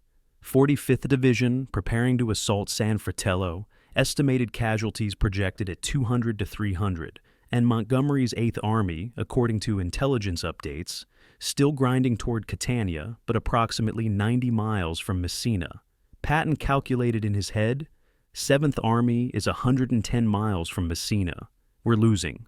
This was the pattern of Patton's nights during the race to Messina: minimal sleep, maximum anxiety, but obsessive calculation of distances and time remaining. Codman's diary entries from late July through mid-August document a man coming apart under self-imposed pressure. General slept 4 hours, awake before dawn, demanding maps. General's hands shaking during morning briefing, attributed to fatigue.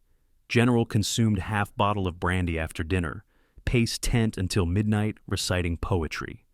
The poetry detail is odd. Until you understand Patton's background, he'd memorized thousands of lines of classical verse, recited it when stressed, used it as a mental anchor when reality became overwhelming. Homer's Iliad was his favorite, the passages about Achilles sulking in his tent while lesser men fought.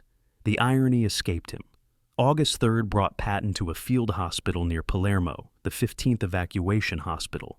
All were wounded from Santo Stefano were being processed. He walked between rows of cots, speaking briefly with injured soldiers, offering encouragement. Most of the men were too doped on morphine to respond coherently, but Patton went through the motions because that's what commanders did. Then he reached a section of the tent where men with less visible injuries waited for evaluation: combat fatigue cases, soldiers whose bodies were intact, but whose minds had fractured under continuous stress. Patton didn't believe in combat fatigue. To him, it was cowardice dressed in medical terminology. He'd expressed this view privately to his staff. "A man who won't fight has no place in my army, regardless of what the doctors call it." The first slapping incident occurred here, though it's the second chronologically that we know more about because more witnesses documented it. But August 3rd set the pattern. Patton encountered a soldier sitting on his cot, hunched over, not visibly wounded. He asked what was wrong. The soldier said something about being unable to take it anymore, about the shelling, about watching friends die. Patton's response was fury. He cursed the soldier, called him a coward, struck him across the face, and ordered him returned to duty immediately. Medical staff intervened, separated the general from the patient, suggested perhaps Patton should continue his rounds elsewhere. Patton left, returned to his headquarters, and filed no report of the incident. Neither did the hospital staff, at least not immediately. It seemed like an aberration. And a moment of poor judgment from a general under enormous stress. But it wasn't an aberration. It was a symptom. Patton was operating in a psychological pressure cooker of his own construction, ego-driven competition with Montgomery, mounting casualties from battles that weren't producing strategic results, physical exhaustion from minimal sleep, and terror, genuine terror, that if he lost the race to Messina, his career would end. At 57 years old, this was his first and possibly last chance to command an army in combat. If he failed, if Montgomery beat him, if American forces appeared inferior to British professionalism, Patton believed he'd be relegated to training commands for the remainder of the war. Every casualty report that crossed his desk was evidence of failure.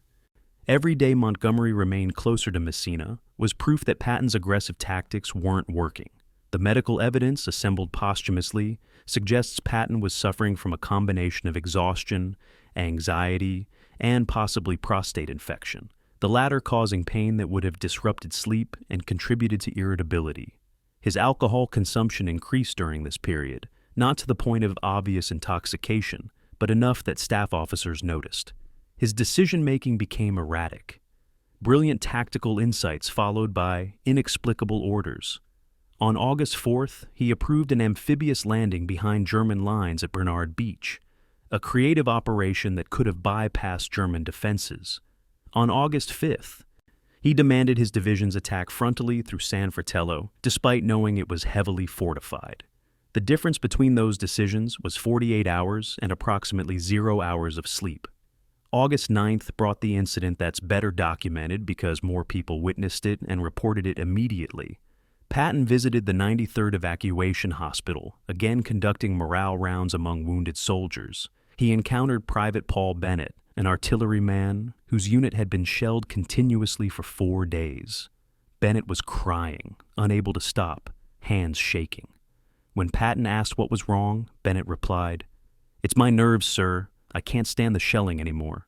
Patton exploded. He slapped Bennett across the face with his gloves, called him a coward, and drew his ivory-handled pistol and waved it near Bennett's head, shouted that Bennett should be shot for cowardice.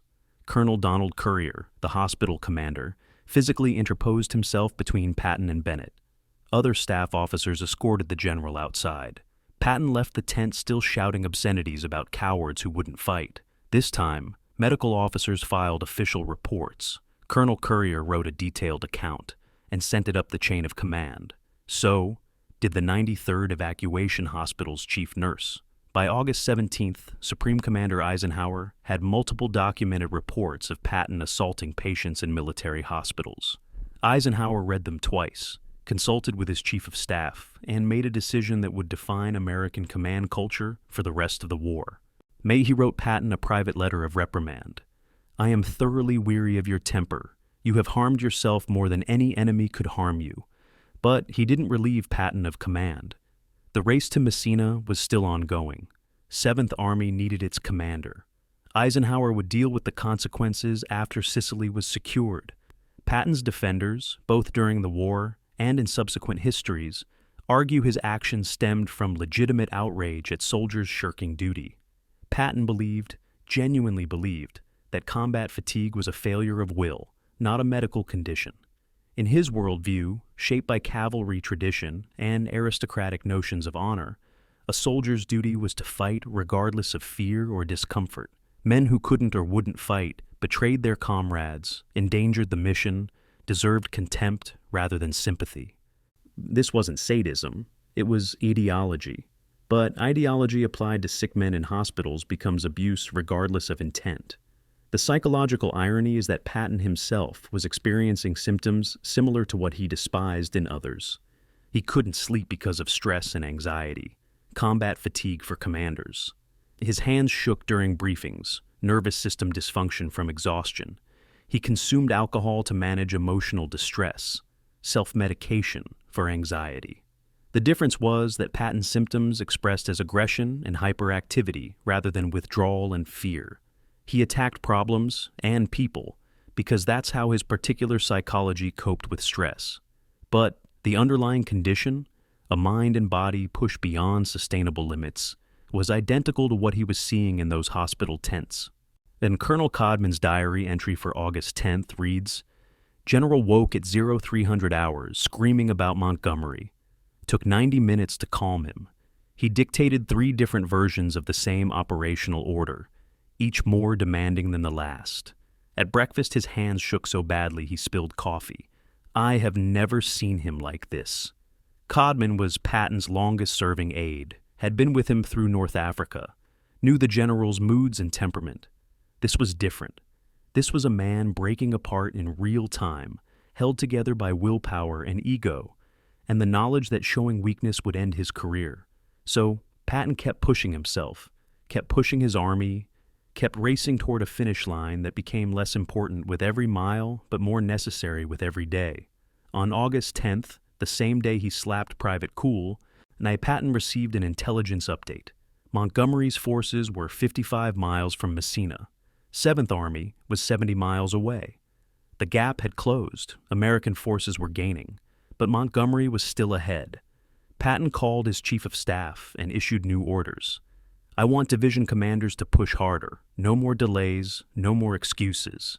We reach Messina by the 15th, or I'll find commanders who can. The chief of staff tried to mention casualty rates, logistics constraints, engineer requirements. Patton cut him off.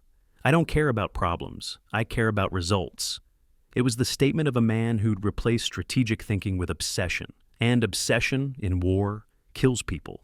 The slapping incidents became public knowledge 3 months later, in November.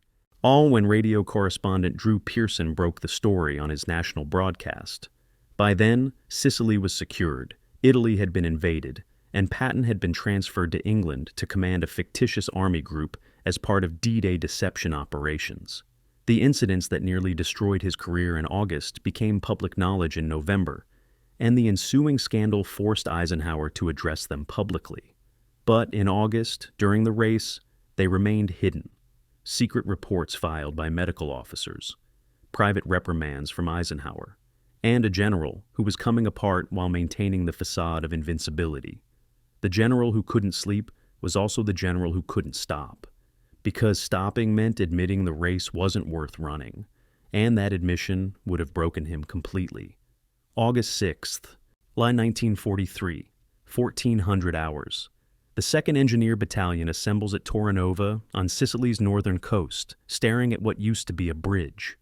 The Mazzara River, swollen by summer storms, has carved a 60-foot gorge through volcanic rock. German engineers demolished the bridge with typical efficiency, severed support beams, dropped the roadbed into the river, mined both approaches. The engineering manual says rebuilding this crossing should take 36 hours with proper Bailey Bridge components and uninterrupted work. Sergeant Robert Palmer, standing knee-deep in the river measuring foundation stability, gives his lieutenant a different assessment. Sir, we've got 14 hours before the 3rd Division's armor arrives. We don't have enough Bailey panels, and the Germans are shelling us every 20 minutes. The lieutenant nods and says what engineer officers said throughout the Sicily campaign. Then we get creative. The Sicily campaign became known among combat engineers as the war where improvisation replaced doctrine. The Army's engineering manuals, written for European warfare with adequate logistics and planning time, assumed bridges would be built in rear areas under controlled conditions. Sicily offered the opposite. Build forward under fire, use whatever materials you can find, complete the works before the advance stalls. American engineers responded by developing techniques that would have failed peacetime inspections, but worked under combat conditions.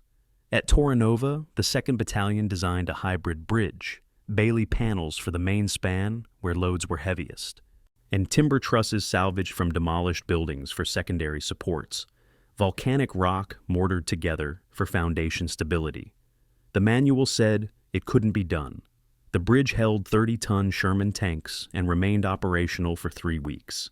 The statistics of the engineering effort were staggering. Between July 27th and August 14th, 18 days, American engineer battalions along Highway 113 rebuilt 47 major bridges. That's 2.6 bridges per day, every day for nearly 3 weeks. Each bridge required different engineering solutions because German demolitions varied. Some cut support beams, others destroyed foundations. Still others dropped entire spans into riverbeds. Engineers had to assess each site individually, design solutions with whatever materials were available, and execute construction while German rear guards fired on them from elevated positions. The casualty rate among engineer battalions averaged 23%, higher than infantry in most divisions, because engineering work required exposure in predictable locations for extended periods. Bailey Bridge components became the engineer's primary tool and constant frustration. Each panel weighed 570 pounds and required a 12-man team to maneuver into position. The panels locked together with steel pins, creating a modular bridge that could span gaps up to 200 feet if enough panels were available. But panels weren't always available. By early August, 7th Army's engineer supply dumps were rationing Bailey components. The 3rd Division's Engineer Battalion requested 40 panels on August 8th and received 12 with a note, "Critical crossings only." The definition of critical became a dark joke among engineers. Every crossing was critical when the alternative was halting the advance and explaining to Patton why his army wasn't moving. When Bailey panels ran short, engineers improvised with materials that would horrify peacetime inspectors. Timber from demolished Sicilian buildings became load-bearing beams.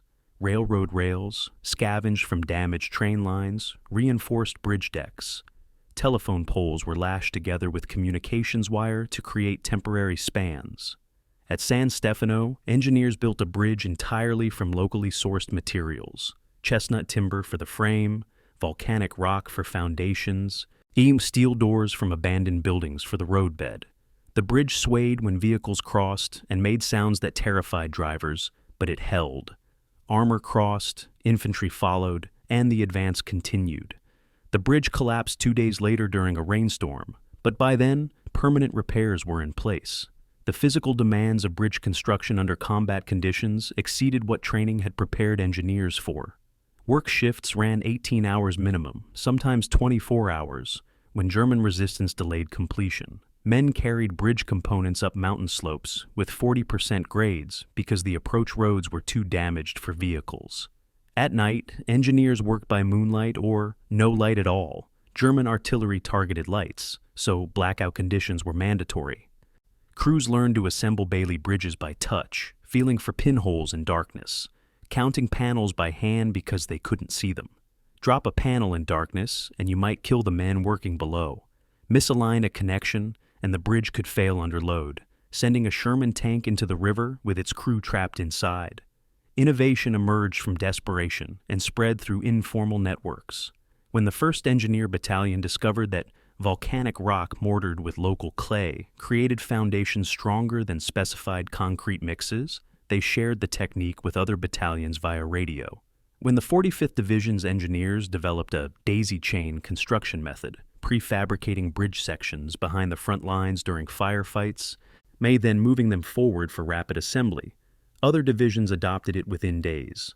Official engineering doctrine required formal testing and approval before implementing new techniques. Sicily's engineers tested techniques by whether they worked, documented nothing, and improved procedures through trial and error. Peacetime engineering is science. Wartime engineering is craft. German countermeasures specifically targeted engineering operations because German commanders understood that destroying Allied bridges was more effective than defending positions. German artillery observers positioned themselves to watch likely bridge sites. When engineers assembled, observers called in fire. The first few shells were ranging shots, intentionally off-target to establish distance. Then the real bombardment began, at walking fire across the bridge site until it scored direct hits or forced engineers to take cover.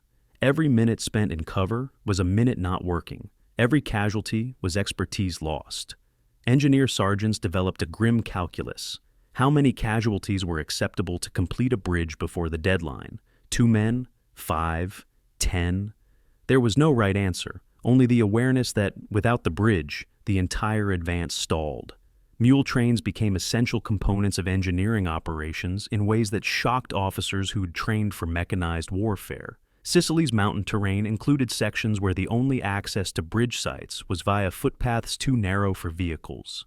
Engineers loaded Bailey bridge panels onto mules, 2 panels per mule, maximum, because the weight made climbing impossible with more.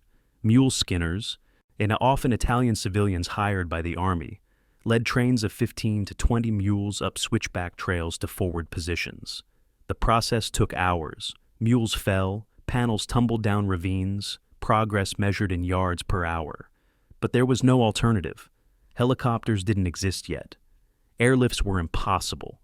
If you needed bridge components at inaccessible sites, you used mules or you gave up. The human cost of the engineering war appeared in casualty reports that other combat branches rarely noticed. The 1st Engineer Battalion lost 62 men killed and 193 wounded during the Sicily campaign, 23% casualties in 38 days.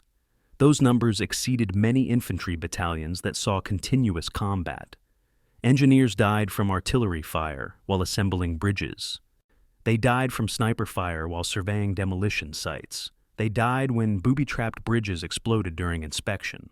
They died from exhaustion and heat stroke after 20-hour work shifts in 100-degree temperatures. And they died knowing that their work was invisible until it failed. Nobody noticed the bridge that worked, only the bridge that wasn't finished when armor needed to cross. Patton visited bridge sites frequently during the campaign, partly to show support, and partly because he couldn't stand waiting for reports. On August 7th, he arrived at a bridge construction site near Capo d'Orlando, while engineers worked under German mortar fire. Colonel Hugh O'Neill, the division engineer, tried to brief Patton from a covered position.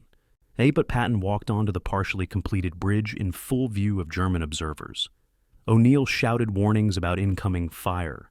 Patton ignored them, studied the bridge construction, then turned to the engineer captain supervising the work and said, "This is why we're going to beat Montgomery. British engineers build by the book. American engineers build whatever works. When will this bridge be complete?" The captain, who'd been awake for 36 hours, replied, "6 hours, sir, if the Germans stop shelling us." Patton smiled that predatory smile his staff knew meant someone was about to receive impossible orders. "You've got 4 hours. I need armor across this river by midnight." The bridge was completed in 5 hours and 20 minutes. 3 engineers were wounded by artillery fire during the final assembly. The first Sherman tank crossed at 0100 hours on August 8th. Commanders standing in the turret hatch, watching the bridge flex and sway under 30 tons of steel. The bridge held. Armor crossed throughout the night. By dawn, an entire combat command was across the Messina River and advancing toward the next German defensive position. The engineers who built that bridge worked another 8 hours repairing damage from the tank crossing, then moved forward to the next blown bridge. There was always another blown bridge, and always another deadline that seemed impossible until it wasn't. The engineering achievement that mattered most wasn't any single bridge, but the sustained rate of construction over 18 days. And 2.6 bridges per day doesn't sound extraordinary until you understand what it required. Locating and transporting materials, designing solutions under fire, executing construction while being shelled, and doing this continuously without pause for rest or recovery. Engineer battalions operated on the edge of collapse throughout the campaign. Battalion commanders rotated companies through bridge sites to prevent complete exhaustion. But rotation only meant trading one exhausted company for another, slightly less exhausted company. There was no reserve, no backups, no respite. Every engineer was working every day because the alternative was failure. On August 12th, 3 days before Messina fell, the 7th Army Chief Engineer submitted a report to Patton's headquarters documenting the engineering effort. Engineer battalions have completed 44 major bridges, repaired 127 minor bridges, cleared 63 miles of demolished roadway, removed 2,300 mines, and suffered 815 casualties. Current personnel status, 62% effective strength. Current material status, Bailey Bridge components exhausted, relying entirely on field expedient construction. Recommend 48-hour operational pause for rest and resupply. Patton's response was brief. Recommendation denied. We're 3 days from Messina. Keep building. They kept building. The final bridge, crossing at Messina, different from the earlier site with the same name, was completed at 0200 hours on August 15th. Lead elements of the 3rd Division crossed at 0400 hours, beginning the final push toward Messina. The engineers who built that bridge had been working continuously for 19 hours. Some of them were asleep on their feet, literally swaying as they walked. But the bridge stood, armor crossed, and the race to Messina entered its final hours. The engineers' war had made Patton's race possible. Without them, 7th Army would have stalled at the first blown bridge. With them, Patton had a chance to beat Montgomery. Not because of brilliant tactics or aggressive infantry assaults, but because combat engineers rebuilt roads faster than the Germans could destroy them. And the motto they adopted, "The difficult we do immediately, the impossible takes a little longer," wasn't braggadocio. It was accurate. August 8, 1943, 0200 hours. The 2nd Battalion, 30th Infantry Regiment, boards landing craft in the darkness off Sicily's northern coast.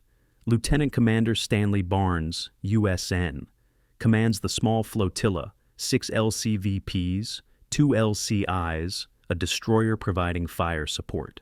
The objective is Bernard Beach, a pebble shore 4 miles behind German defensive lines at Santo Stefano. 650 infantrymen will land, establish a blocking position, and trap German forces between the amphibious assault and the overland advance of the 1st Infantry Division. Though it's a creative solution to the problem of German delaying tactics. Instead of assaulting every fortified town along Highway 113, leap over them with seaborne landings, force the Germans to retreat or be cut off. The theory is sound. The execution, as Lieutenant Commander Barnes will discover in approximately 3 hours, is complicated by factors nobody adequately planned for. The amphibious end run became Patton's signature tactical innovation during the Sicily campaign. Frustrated by the grinding pace of overland advances, German rearguards delaying his divisions at every defensive position, Patton realized Sicily's geography offered an alternative. Highway 113 ran along the coast, never more than a few hundred yards from the Mediterranean. American destroyers controlled those waters. Landing craft were available from the invasion fleet. Why not bypass German defenses entirely by landing troops behind enemy lines? Force the Germans to abandon positions without fighting for them. Save casualties, save time, win the race to Messina. Admiral Hewitt, commanding naval forces supporting 7th Army, approved the concept with reservations. "We can do it, George, but don't expect miracles on 18 hours' notice." 18 hours was optimistic. The first amphibious landing at Bernard Beach was planned in less than 36 hours from concept to execution. Normal amphibious operations, Operation Husky being the prime example, required months of planning, weeks of rehearsal, detailed intelligence on landing beaches, coordinated naval gunfire support, and clear command structures. Bernard Beach had none of that. Patton's staff selected the beach from maps, estimated German positions based on aerial reconnaissance, assumed the landing force could navigate to the correct beach in darkness, and hoped naval gunfire could suppress any opposition. It wasn't a plan, it was an improvisation with naval assets. The landing craft departed from Palermo at midnight on August 8th, navigating eastward along the coast. Lieutenant Commander Barnes had coordinates for Bernard Beach, but no detailed charts of the landing area, no photographs, no intelligence on offshore obstacles. He navigated by dead reckoning and coastal landmarks, difficult in darkness with overcast skies obscuring moonlight. At 0130 hours, Barnes thought he'd located Bernard Beach. The coastline matched his maps, pebble shore, cliffs behind the beach, no visible opposition. And he ordered the landing craft forward. At 0200 hours, 650 infantrymen splashed ashore, established defensive positions, and waited for German counterattacks. None came. By dawn, patrols reported the landing force was 400 yards west of Bernard Beach, on an unnamed stretch of coast that wasn't defended because it wasn't strategically important. Despite the navigation error, the Bernard Beach landing achieved its objective through luck more than planning. German forces at Santo Stefano, learning that American troops had landed behind their positions, assumed the landing was larger and more accurate than it actually was. They abandoned Santo Stefano during the night of August 8th, withdrew to San Fratello, and avoided encirclement. The 1st Infantry Division, advancing overland, and entered Santo Stefano on August 9th without opposition. American casualties, 12 wounded during the landing, none killed. German casualties, unknown but minimal. Strategic result: Santo Stefano captured without the costly assault that would have been required. Tactical result: questionable. The Germans withdrew anyway, and the landing force spent 2 days rejoining the main advance because they'd landed in the wrong location. Patton, thrilled by the apparent success, ordered additional amphibious operations. The second landing targeted Brolo, 10 miles behind German lines at San Fratello. This operation involved 750 men from the 3rd Infantry Division, better planning than Bernard Beach, and a landing on the correct beach. The force went ashore at 0300 hours on August 11th. It established blocking positions across Highway 113 and waited for German forces to retreat directly into American lines. By 0900 hours, reconnaissance patrols reported the same problem as Bernard Beach. The Germans had withdrawn 6 hours earlier. The landing force fought a brief skirmish with German rear guards, suffered 18 casualties, captured 37 prisoners, but accomplished the primary mission of forcing German withdrawal without American forces assaulting fortified positions. The pattern became clear. Amphibious landings worked tactically, but arrived strategically late. German intelligence detected American preparations for seaborne assaults. Difficult to hide the assembly of landing craft and destroyer movements, and German commanders responded by accelerating withdrawals. Every amphibious landing found Germans either already gone or in the process of leaving. The landings saved American casualties by forcing German retreats, but they didn't accelerate the advance. The overland forces still had to rebuild blown bridges, clear mines, and advance through terrain that limited movement to a few miles per day. Landing troops 10 miles ahead was impressive, but irrelevant if the main force took 3 days to advance 10 miles. Admiral Hewitt's reservations about hasty amphibious planning proved accurate during the Spadafora landing on August 15th. This operation involved 2,100 men, the largest of the 3 amphibious end runs, landing just 10 miles from Messina. The scale should have required weeks of planning. Patton allowed 48 hours. Navy planners scrambled to assemble transport, MEPA coordinate fire support, brief landing force commanders. The landing went ashore at dawn on August 15th, daylight because nighttime navigation had proven unreliable, and encountered no opposition. German forces in the area had already withdrawn toward Messina and across the strait to mainland Italy. The landing force advanced inland, linked up with the 3rd Division's overland advance by noon, and accomplished nothing that wouldn't have happened anyway. The tactical success versus strategic irrelevance paradox of the amphibious operations revealed fundamental problems with Patton's approach to the Messina race.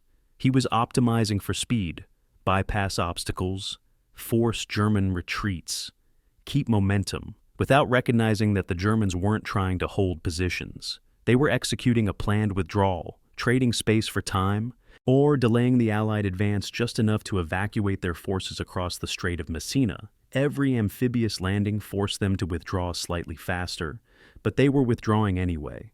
The real strategic opportunity, interdicting the evacuation itself, required naval and air assets that Patton couldn't control and headquarters didn't prioritize.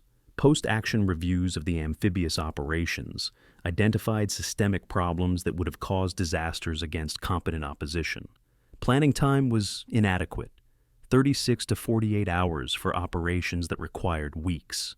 Intelligence was minimal. Landing forces went ashore without knowing enemy strength, positions, or likely responses. Coordination was improvised. Naval gunfire support ships had no communication with ground forces after landing, and logistics were ignored. Landing forces carried 72 hours of supplies, but no plan for resupply if isolated. The operation succeeded because German forces were retreating, not because American planning was sound. Against defenders who chose to fight, these landings would have been catastrophes. Lieutenant Colonel Lyle Bernard, commanding the 2nd Battalion that landed at the beach named after him, submitted a report that was remarkably candid. The amphibious operation achieved tactical surprise and forced enemy withdrawal. However, success depended on enemy choosing not to defend the landing site. Against determined opposition with prepared positions, our force would have suffered significant casualties with questionable probability of success. recommend future amphibious operations, receive adequate planning time, detailed intelligence, and rehearsal. His recommendations were filed and ignored. The Sicily campaign was nearly over. The lessons learned, or not learned, would resurface at Anzio 6 months later, when hasty amphibious planning met determined German defense. Patton's perspective on the amphibious operations was characteristically focused on results rather than methods. The landings forced German withdrawals, saved American casualties in frontal assaults, and demonstrated tactical creativity. That they didn't actually accelerate the advance toward Messina mattered less than the perception that 7th Army was executing bold operations, while Montgomery's 8th Army ground forward methodically. Perception was reality in Patton's worldview. If newspapers reported American amphibious end runs as brilliant innovation, and then they were brilliant innovation regardless of strategic impact, and the newspapers did report them enthusiastically. Patton's leapfrog tactics baffle Germans, American ingenuity bypasses enemy defenses, 7th Army races toward Messina via sea and land. On August 14th, one day before Messina fell, Patton met with Admiral Hewitt to discuss potential amphibious operations beyond Sicily, perhaps landings in southern Italy to support the upcoming invasion. Hewitt, exhausted from supporting 3 improvised amphibious operations in 1 week, was diplomatic but firm. General, amphibious warfare requires planning, rehearsal, and detailed coordination. What we've done in Sicily worked because the Germans were retreating against prepared defenses. We'll need more time. Patton's response was equally diplomatic and equally firm. Admiral, I appreciate your concerns, but speed wins wars, not perfect plans. We'll do what we've done here, plan quickly, execute boldly, and adapt as necessary. It was the philosophy that characterized Patton's entire approach to warfare, and it worked until it didn't. Sicily was the former. Anzio would be the latter. August 11th, 1943. 2100 hours. Messina Harbor. Colonel Ernst Günther Bade supervises the loading of the first major evacuation convoy. 76 ferry crossings scheduled for this night alone. German soldiers in perfect order march onto ferry ramps. Infantry companies, artillery batteries, supply units, each with designated crossing times calculated to the minute. Its ferry number 7 carries 28-ton WW2 tanks, massive vehicles that require precise weight distribution to prevent capsizing. Ferry number 12 carries ammunition, 600 tons of artillery shells and small arms rounds that, if struck by Allied air attack, would create an explosion visible from Malta. Ferry number 32 carries wounded, men on stretchers loaded last, so they can be evacuated first when the ferry reaches Villa San Giovanni on the Italian mainland. This is not desperation. This is choreography. Field Marshal Albert Kesselring planned the Sicily evacuation with the same meticulous attention he'd applied to defensive operations throughout the Mediterranean. Kesselring understood that Sicily was strategically untenable, an island within range of overwhelming Allied air power. Gas supplied across sea lanes the Allies increasingly controlled, defended by Italian troops whose morale had collapsed. The question wasn't whether to evacuate Sicily, but when and how to evacuate while preserving German combat power for the inevitable Allied invasion of mainland Italy. By mid-July, while Patton and Montgomery were still fighting their way inland from invasion beaches, Kesselring had already issued preliminary evacuation orders. Sicily's purpose was to delay the Allies, inflict casualties, buy time for German forces to establish defensive positions in Calabria. When that purpose was fulfilled, German forces would leave. The plan's elegance lay in its simplicity. The Strait of Messina, 2 miles wide at its narrowest point, could be crossed by ferry in under 30 minutes. German forces controlled both shores, Sicily to the west, Calabria to the east. That meant ferry operations could be protected by anti-aircraft batteries, positioned on both sides of the strait, creating overlapping fields of fire that made daytime Allied air attacks suicidal. 500 German flak guns defended the ferry routes, 150 on the Calabrian shore, 200 on Sicily, plus another 150 mobile batteries that could shift positions based on Allied attack patterns. Any Allied aircraft attempting to bomb ferry crossings would face concentrated anti-aircraft fire from known positions with clear fields of fire. The Luftwaffe couldn't contest Allied air superiority over Sicily generally, but they could make the 2-mile straight corridor a death trap. Ferry assembly began in late July, all well before Allied forces neared Messina. German engineers requisitioned every motorized ferry in southern Italy, passenger ferries, car ferries, train ferries, even converted barges with welded-on engines. By early August, the ferry fleet numbered 33 large motorized ferries capable of carrying tanks and artillery, 76 smaller craft for infantry and supplies, and 20 barges for bulk ammunition and fuel. Engineers practiced loading procedures, how to balance tank weight, how to secure artillery to prevent shifting during crossing, how to maximize vehicle spacing to prevent chain reaction explosions if struck. By August 10th, ferry crews could load and launch a convoy in under 20 minutes, faster than Allied reconnaissance aircraft could detect, report, and strike them. The evacuation's first phase, heavy equipment and vehicles, began on August 1st, 10 days before Allied forces would reach Messina. German units in western Sicily, facing minimal pressure from Patton's advance, began withdrawing vehicles at night. Tanks drove to Messina, loaded onto ferries under darkness, crossed to Calabria, and drove directly to defensive positions being prepared around Reggio. Allied reconnaissance aircraft photographed ferry activity on August 3rd. Intelligence analysts noted increased traffic, but categorized it as routine logistics, ammunition and supply movements, not strategic evacuation. The assumption that Germans would fight for Messina overrode evidence that they were already leaving. General Lieutenant Hans Hube, commanding German ground forces on Sicily, he coordinated the fighting retreat with his evacuation schedules. His corps headquarters maintained detailed timetables, which divisions would withdraw when, which routes they'd use, which ferry crossings were allocated to each unit. The 15th Panzer Grenadier Division was scheduled to evacuate August 12th through 14th. The Hermann Göring Panzer Division would follow August 14th through 15th. The 1st Fallschirmjäger Division, German paratroopers who'd conducted the most effective defensive fighting, would leave last, serving as rear guard until August 16th. Every unit knew its schedule. Every commander understood that holding positions one day longer than necessary wasted lives without achieving strategic purpose.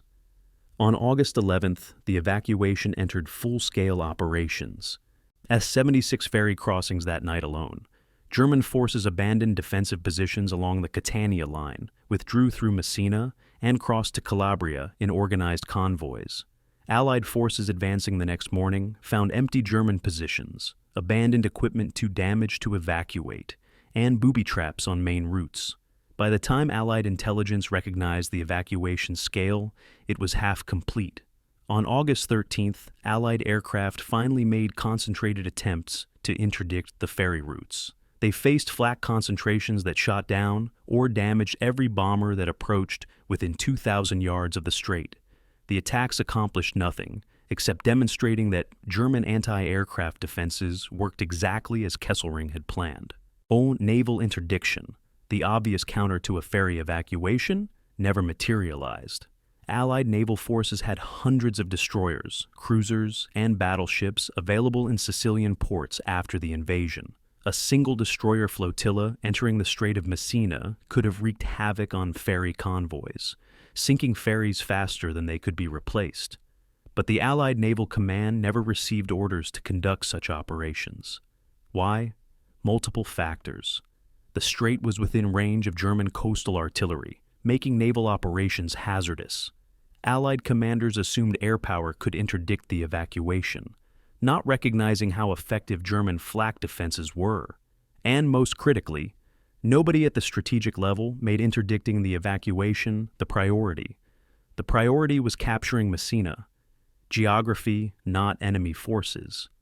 The tactical details of the evacuation revealed German organizational competence at its finest. Each ferry had assigned military police to direct loading, medical personnel to treat wounded during crossing, and communications equipment to report to central control. Loading zones were marked with lights visible only from land, invisible to Allied aircraft. Traffic control used the same procedures developed for German autobahns: lanes, intervals, spacing, applied to military convoys approaching ferry ramps. Wounded had priority. Medical ferries crossed first each night, ensuring casualties reached mainland hospitals before combat troops evacuated. Ammunition was segregated on dedicated ferries to prevent catastrophic explosions. Fuel was transported in small quantities across multiple ferries rather than concentrated loads. Colonel Bade's role was ensuring final demolitions occurred only after evacuation was complete. German engineers had wired Messina's port facilities, bridges, and infrastructure with explosives weeks earlier, but they couldn't demolish until all German forces had crossed. Bade maintained a checklist: ferry ramps, port cranes, fuel depots, ammunition dumps, road bridges. Each had a designated demolition team and a specific time for destruction. Too early, and you trap your own forces. Too late, and you leave useful infrastructure to the enemy. Bade's teams executed demolitions with precision. The last German soldier crossed at 0500 hours on August 17th. The first demolitions began at 0530. By 0600 hours, Messina's port was a smoking ruin. The final numbers documented a military evacuation that succeeded beyond reasonable expectation. German forces evacuated from Sicily: 39,569 troops, 9,605 vehicles, 94 artillery pieces, 47 tanks, 17,000 tons of supplies, and 14,000 tons of ammunition. Total German casualties during the evacuation: 2 small ferries sunk, 1 barge damaged, 75 personnel killed by Allied air attacks. It was perhaps the most successful opposed evacuation in military history. Opposed in theory because Allied forces were advancing toward Messina, but largely unopposed in practice because Allied interdiction efforts were minimal and ineffective. Italian forces conducted a separate evacuation simultaneously by extracting 62,000 troops using their own ferry fleet. The Italian evacuation was less organized, suffered higher losses to Allied air attack, and left behind most heavy equipment. But the personnel escaped, and that was the primary objective. Combined, over 100,000 Axis troops evacuated Sicily in less than a week, most of them to fight again at Salerno, Anzio, and Monte Cassino. The Sicily campaign captured an island but failed to destroy the army defending it. And that failure, born from Allied focus on geography rather than enemy forces, would extend the Italian campaign by 18 months. Kesselring's after-action report, captured later by Allied intelligence, was remarkably candid. The Sicily evacuation succeeded because Allied forces prioritized capturing territory over destroying German combat power. Their race to Messina allowed us to withdraw in good order. Had they interdicted ferry routes with naval forces or massed air attacks, our losses would have been catastrophic. Instead, they let us leave. We lost an island but preserved an army. By any military measure, this constitutes strategic success. He was right. The Allies won the battle for Sicily, but lost the campaign for Italy before it began, because the army that escaped Sicily was the army that would defend Italy. And defending Italy meant another year and a half of brutal mountain warfare. On August 17th, as American forces entered Messina from the west and British forces from the south, German observers watched from Calabrian shores 2 miles away. They'd left dummy positions, broadcasting recorded machine gun fire to simulate continued defense. They'd left booby traps that would kill Allied soldiers for weeks after the evacuation, but they'd taken everything that mattered: their soldiers, their equipment, their organizational integrity. They'd lost a race that military historians would debate for decades, but they'd won the evacuation that military professionals study to this day as a masterwork of operational planning. Patton beat Montgomery to Messina by 6 hours. Kesselring beat both of them by 10 days. He just didn't announce it with a victory parade. August 10th, 1943. Fiumefreddo, Sicily's eastern coast. Major Richard Hughes, commanding the Royal Engineers Company attached to British 50th Division, stands at a demolished bridge assessing repair requirements. The Fiumefreddo River Bridge was destroyed with typical German thoroughness. Support beams severed, roadbed collapsed, approaches mined. Hughes's assessment: 36 hours to rebuild using standard Bailey Bridge procedures. He has the materials. British logistics ensured adequate Bailey component stockpiles, and he has the manpower. What he doesn't have is permission to proceed with anything except textbook construction. British engineering doctrine requires proper materials, proper procedures, proper inspections. No improvisation, no field expedient solutions, no risks that might compromise structural integrity.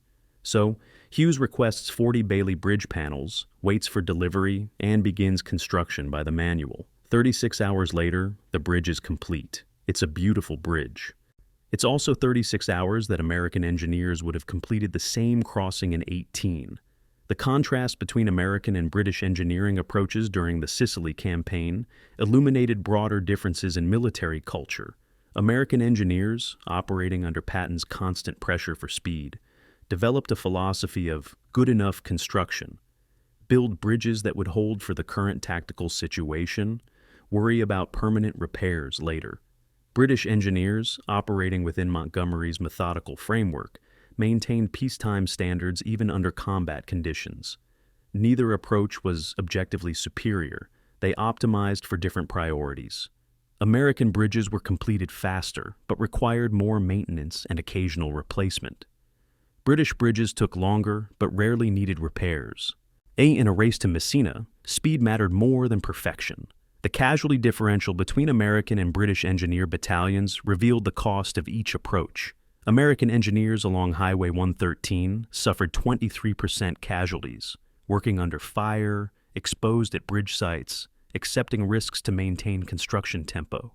British engineers along Highway 124 suffered 8% casualties, waiting for proper fire support before working, maintaining defensive positions around construction sites, refusing to accept unnecessary risks. The American approach cost more lives but produced faster results. The British approach preserved personnel but consumed time. Montgomery's engineers were operationally successful and strategically insufficient. British engineering doctrine traced its origins to World War I, where hasty bridge construction often led to collapse under heavy traffic, stranding divisions and causing operational failures.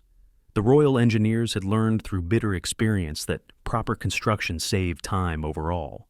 Better to build correctly once than rebuild repeatedly. But that lesson assumed relatively static front lines and adequate time for construction. Sicily offered neither. Front lines moved daily. German rear guards interdicted construction sites, and the race to Messina created artificial urgency that peacetime doctrine couldn't accommodate. The most revealing incident occurred on August 12th at a bridge site near Taormina. British engineers prepared to rebuild a demolished crossing using standard Bailey Bridge procedures. They'd requisitioned materials, surveyed the site, designed the bridge to specifications. During construction, a single Bailey panel developed a hairline crack, not structural failure, but a defect that peacetime inspections would reject. The engineering officer halted construction, requested a replacement panel, and waited 36 hours for delivery from rear supply dumps. The bridge was delayed 2 days because of one defective panel. American engineers, facing similar situations, would have reinforced the cracked panel with timber splints and continued working. British engineers couldn't violate doctrine even when doctrine was counterproductive. Material abundance paradoxically slowed British engineering operations. If the 8th Army had 3 times the Bailey Bridge inventory that 7th Army possessed, adequate supplies for every anticipated requirement, but abundance encouraged orthodox procedures. When American engineers ran short of Bailey panels, they improvised with timber, railroad rails, and field-expedient designs. Scarcity forced innovation. British engineers, never facing scarcity, never developed improvisational skills. They built by the manual because they always had the materials the manual specified, until they didn't. By mid-August, even British supply stocks were running low, but engineer companies lacked the improvisational experience to adapt. Montgomery's engineering doctrine explicitly prohibited what he termed cowboy construction, the field-expedient techniques American engineers employed.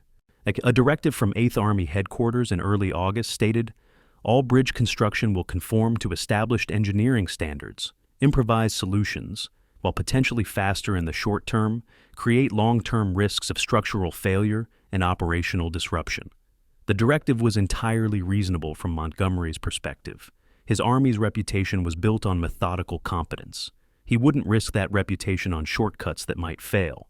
But the directive also ensured that British engineers couldn't match American construction tempo even when tactically necessary.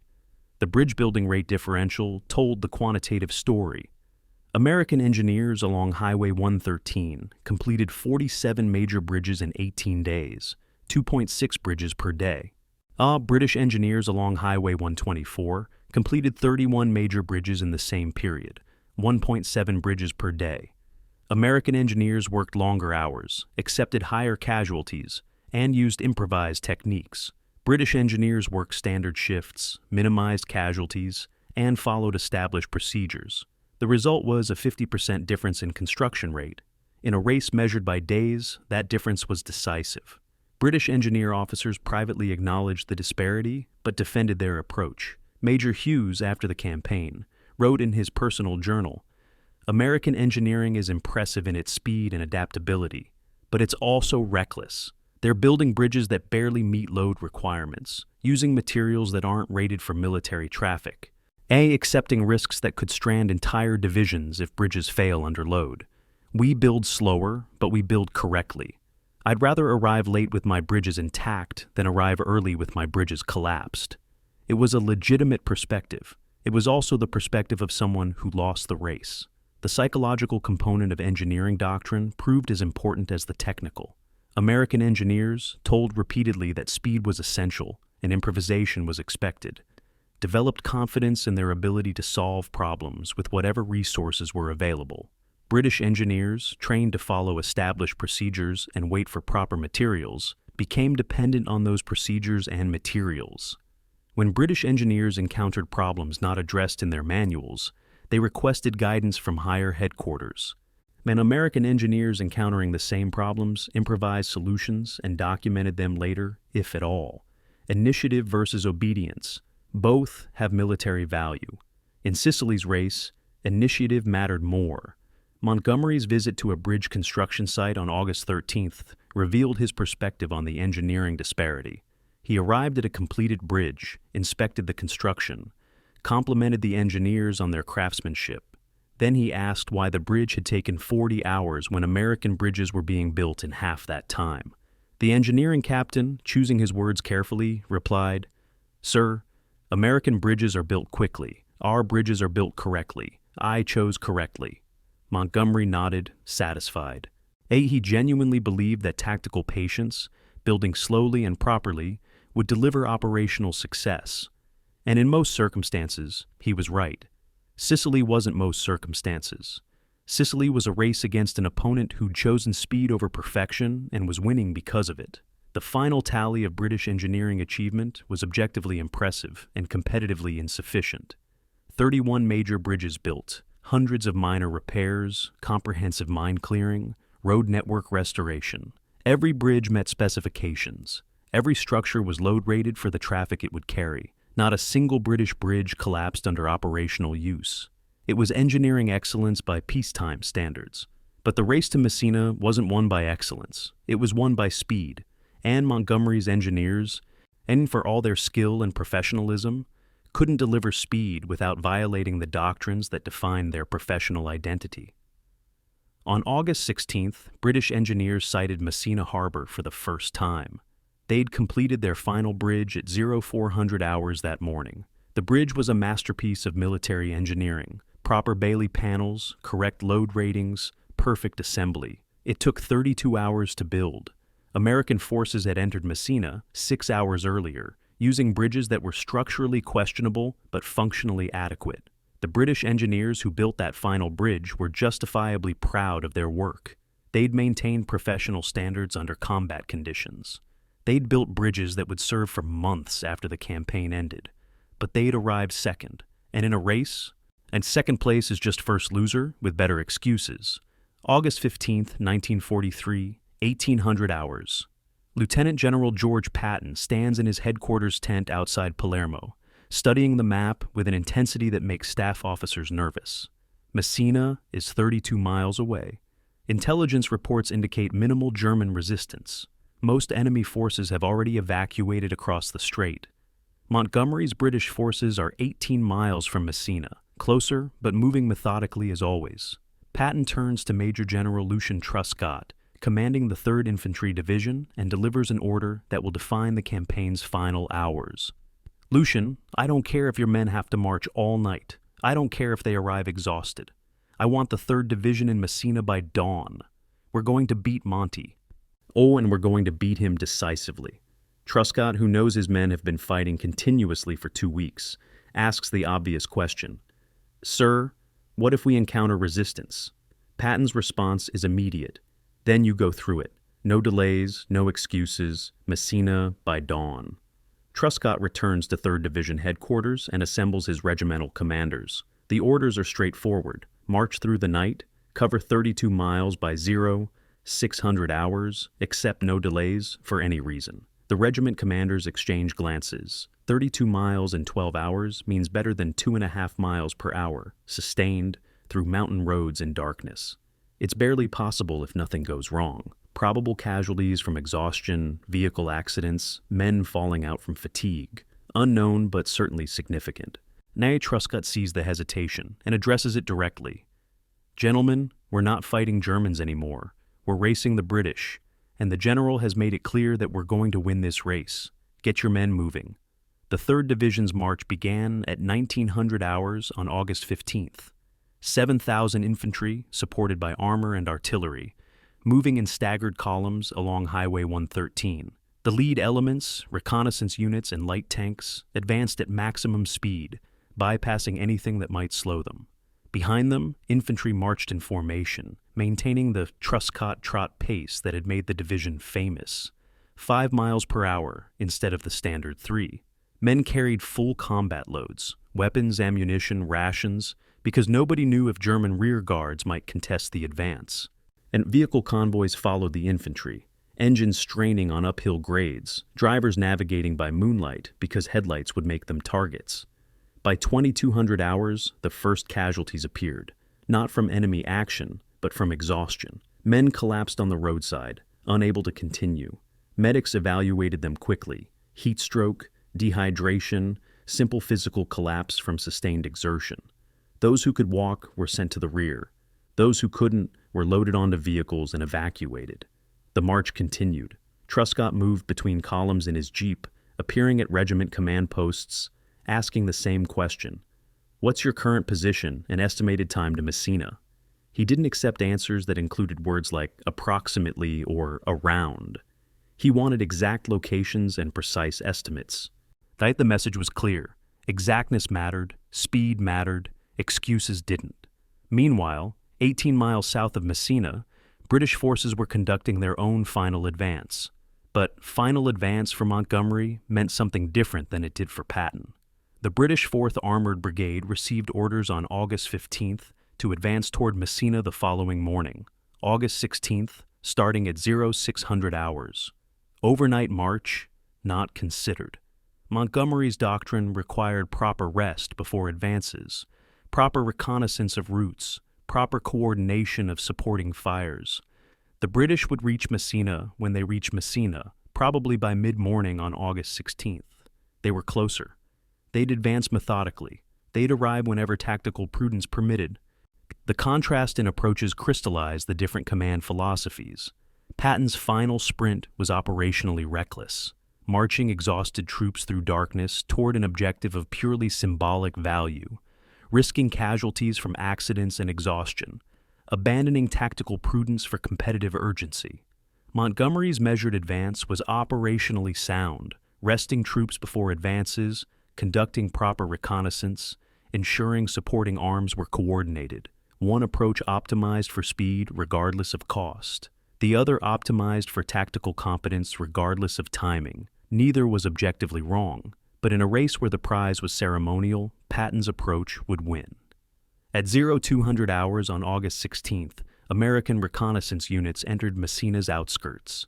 The city was dark, silent, empty, and no German defenders, no civilians, just ruins, 80% of Messina's buildings had been destroyed by Allied bombing earlier in the campaign.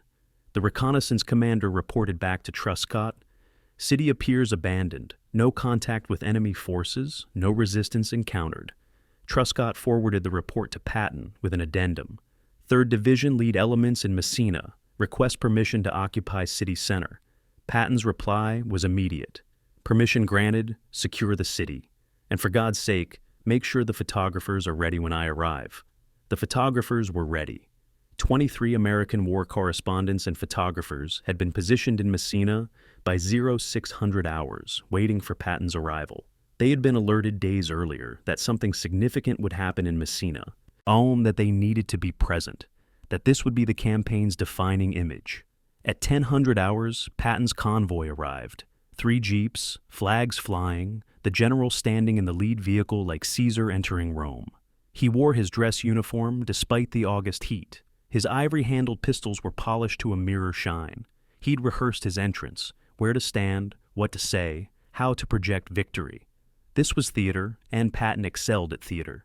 At 10:22 hours, Montgomery's staff car entered Messina from the south. He'd left his headquarters at 0800, driven leisurely toward the city, expecting to be the first Allied commander to arrive. Instead, he encountered American military police directing traffic in Messina's streets.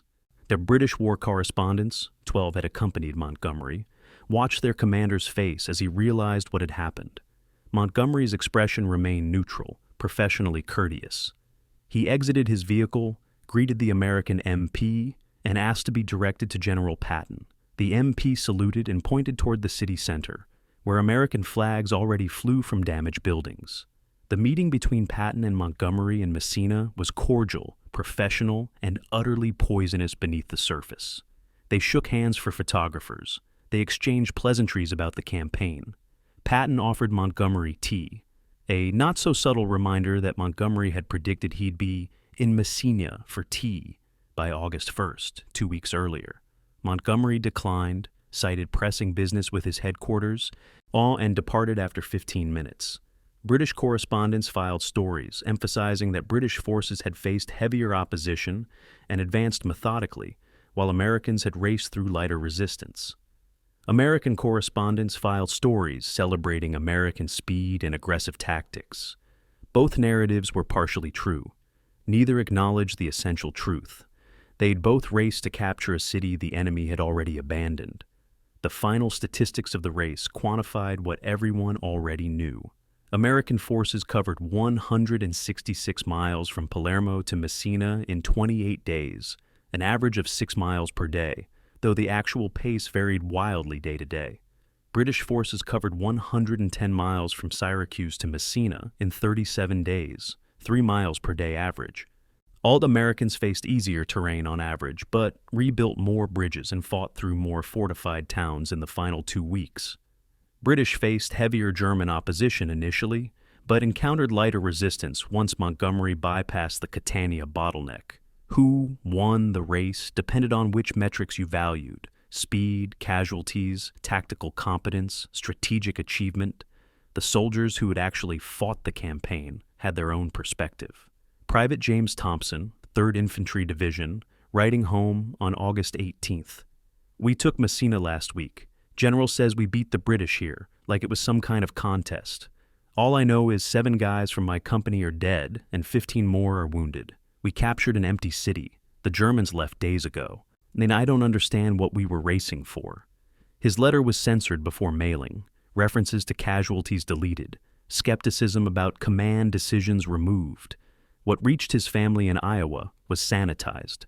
"We captured Messina. All is well. We're winning the war." The immediate aftermath of Messina's capture revealed the hollowness of the victory. Patton toured the demolished port, accompanied by Navy engineers assessing repair requirements. Their verdict: 8 weeks minimum before Messina could support major cargo operations. The port cranes had been toppled into the harbor. Docks were cratered by demolitions. Warehouses were burned. Messina wouldn't contribute to Allied logistics for months. Strategically, the capture achieved nothing that couldn't have been achieved by simply isolating the city and waiting. But Patton had his victory parade. He had his photographs. He'd beaten Montgomery, and in his mind, that justified everything. British reaction to the loss was studied understatement. Montgomery's official report mentioned Messina's capture in one sentence. Eighth Army forces entered Messina on August 16th, completing the Sicily campaign. No mention of Americans arriving first. No acknowledgement of the race. Just dry documentation of mission completion. Montgomery's private communications were more revealing. In a letter to General Alexander, he wrote, "Patton's race to Messina was operationally unnecessary and tactically unsound. That it succeeded demonstrates German weakness more than American strength. I would not have conducted operations in that manner." Alexander, who'd watched both his army commanders compete instead of cooperate, that it didn't respond. The race to Messina ended on August 16th, 1943, with American forces triumphant and both armies exhausted. 19,000 Allied casualties purchased an island and a photograph. The German army escaped to fight another day. The strategic objective, trapping Axis forces on Sicily, had failed. But the symbolic objective, proving American forces could compete with British professionalism, had succeeded. Patton had won. Montgomery had lost. And the war would continue with both generals nursing grudges that would shape operations for the remainder of the conflict.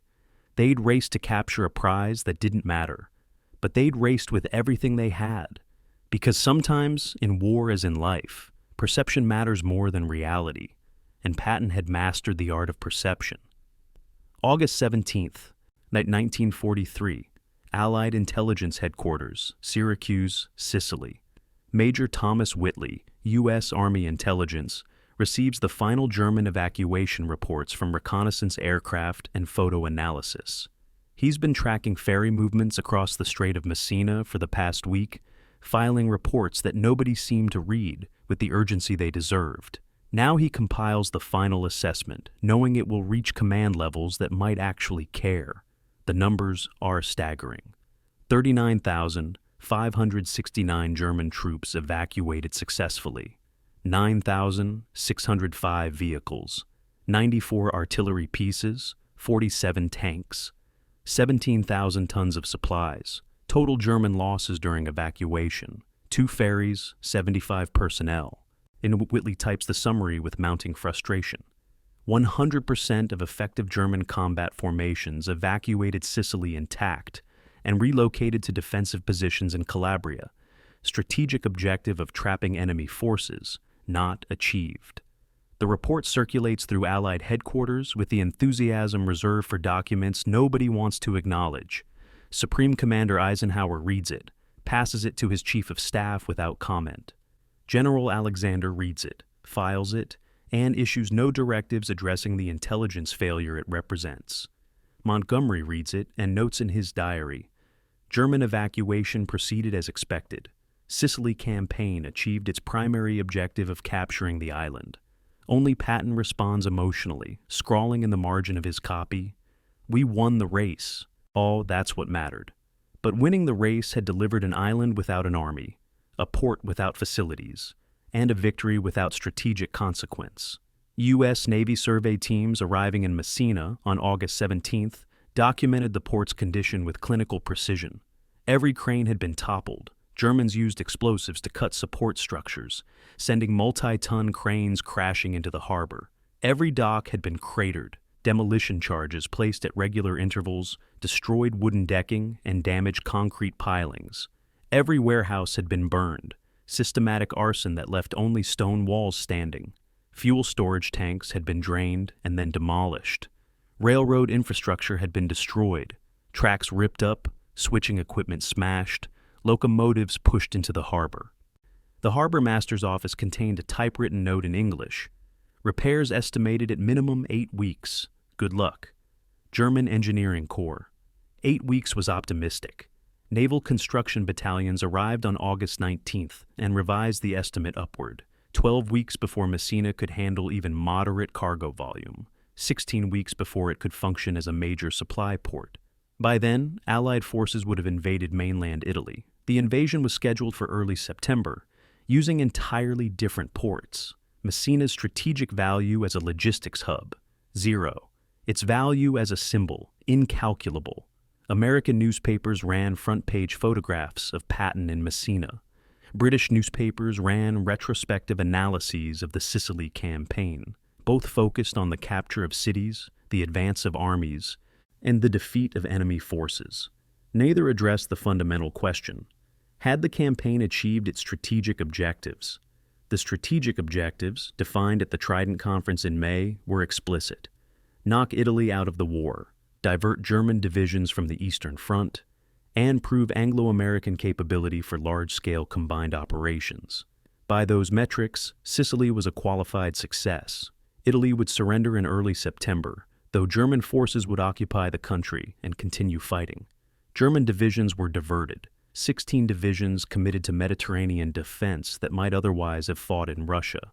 And the Allies had proven they could execute amphibious operations, though at a cost that made planners nervous about future invasions. But the subsidiary objective, destroying German forces on Sicily, had failed completely. Intelligence assessments of German combat effectiveness post-Sicily painted a disturbing picture. The divisions that evacuated Sicily weren't broken formations requiring months of reconstitution.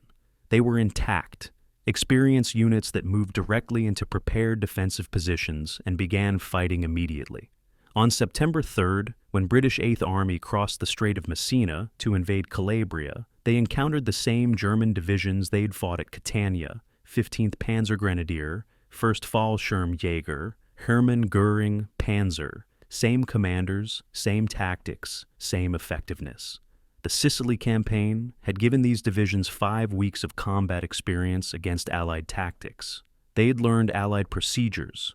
They identified Allied weaknesses and refined defensive techniques. Sicily had made them better, not weaker. The battles that followed Sicily vindicated German evacuation strategy. At Salerno, on September 9th, Allied forces conducted an amphibious assault against German defenses commanded by officers who'd evacuated from Sicily. The landing nearly failed. German counterattacks pushed Allied forces back to the beaches, and only overwhelming naval gunfire prevented a complete disaster.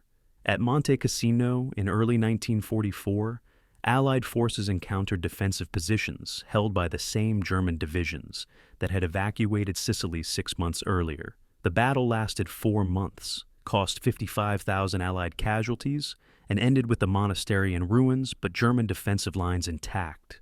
The army that escaped Sicily became the army that prolonged the Italian campaign by 18 months. American casualty reports from the Sicily campaign documented the price paid for symbolic victory: 7,400 American casualties, 2,237 killed, 6,544 wounded, 598 missing. British casualties were heavier: 14,800 total, 2,721 killed, 10,122 wounded, 2,183 missing or captured. Combined Allied casualties, 22,200.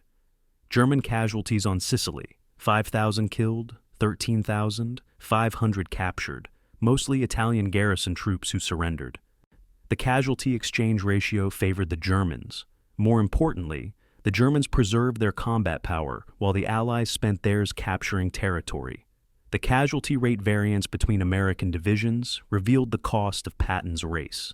45th Infantry Division, which fought the heaviest battles along Highway 113, 12% casualties.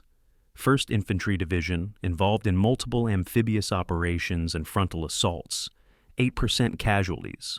3rd Infantry Division, which conducted the Palermo Sprint and the final race to Messina, 15% casualties. The variance corresponded to operational tempo. Divisions pushed harder, suffered heavier losses. But operational tempo hadn't correlated with strategic achievement.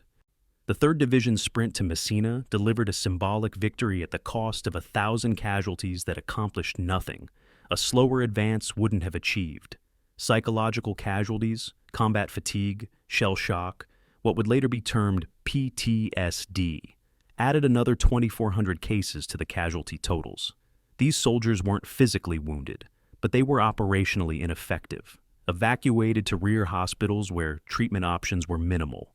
Rest, sedation, and separation from combat environments helped some recover. Others never returned to duty, medically discharged with diagnoses that ranged from nervous exhaustion to psychoneurosis. The Sicily campaign's intensity, continuous combat in extreme heat with minimal rest, broke men as effectively as German bullets.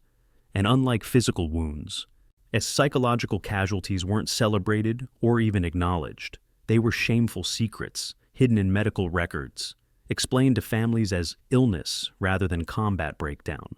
Strategic assessments written after Sicily's conclusion struggled with the gap between tactical success and strategic failure. Allied forces had executed the largest amphibious operation to date. 160,000 troops landed successfully.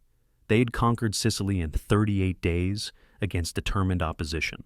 They'd forced Italy toward surrender and diverted German resources from other theaters.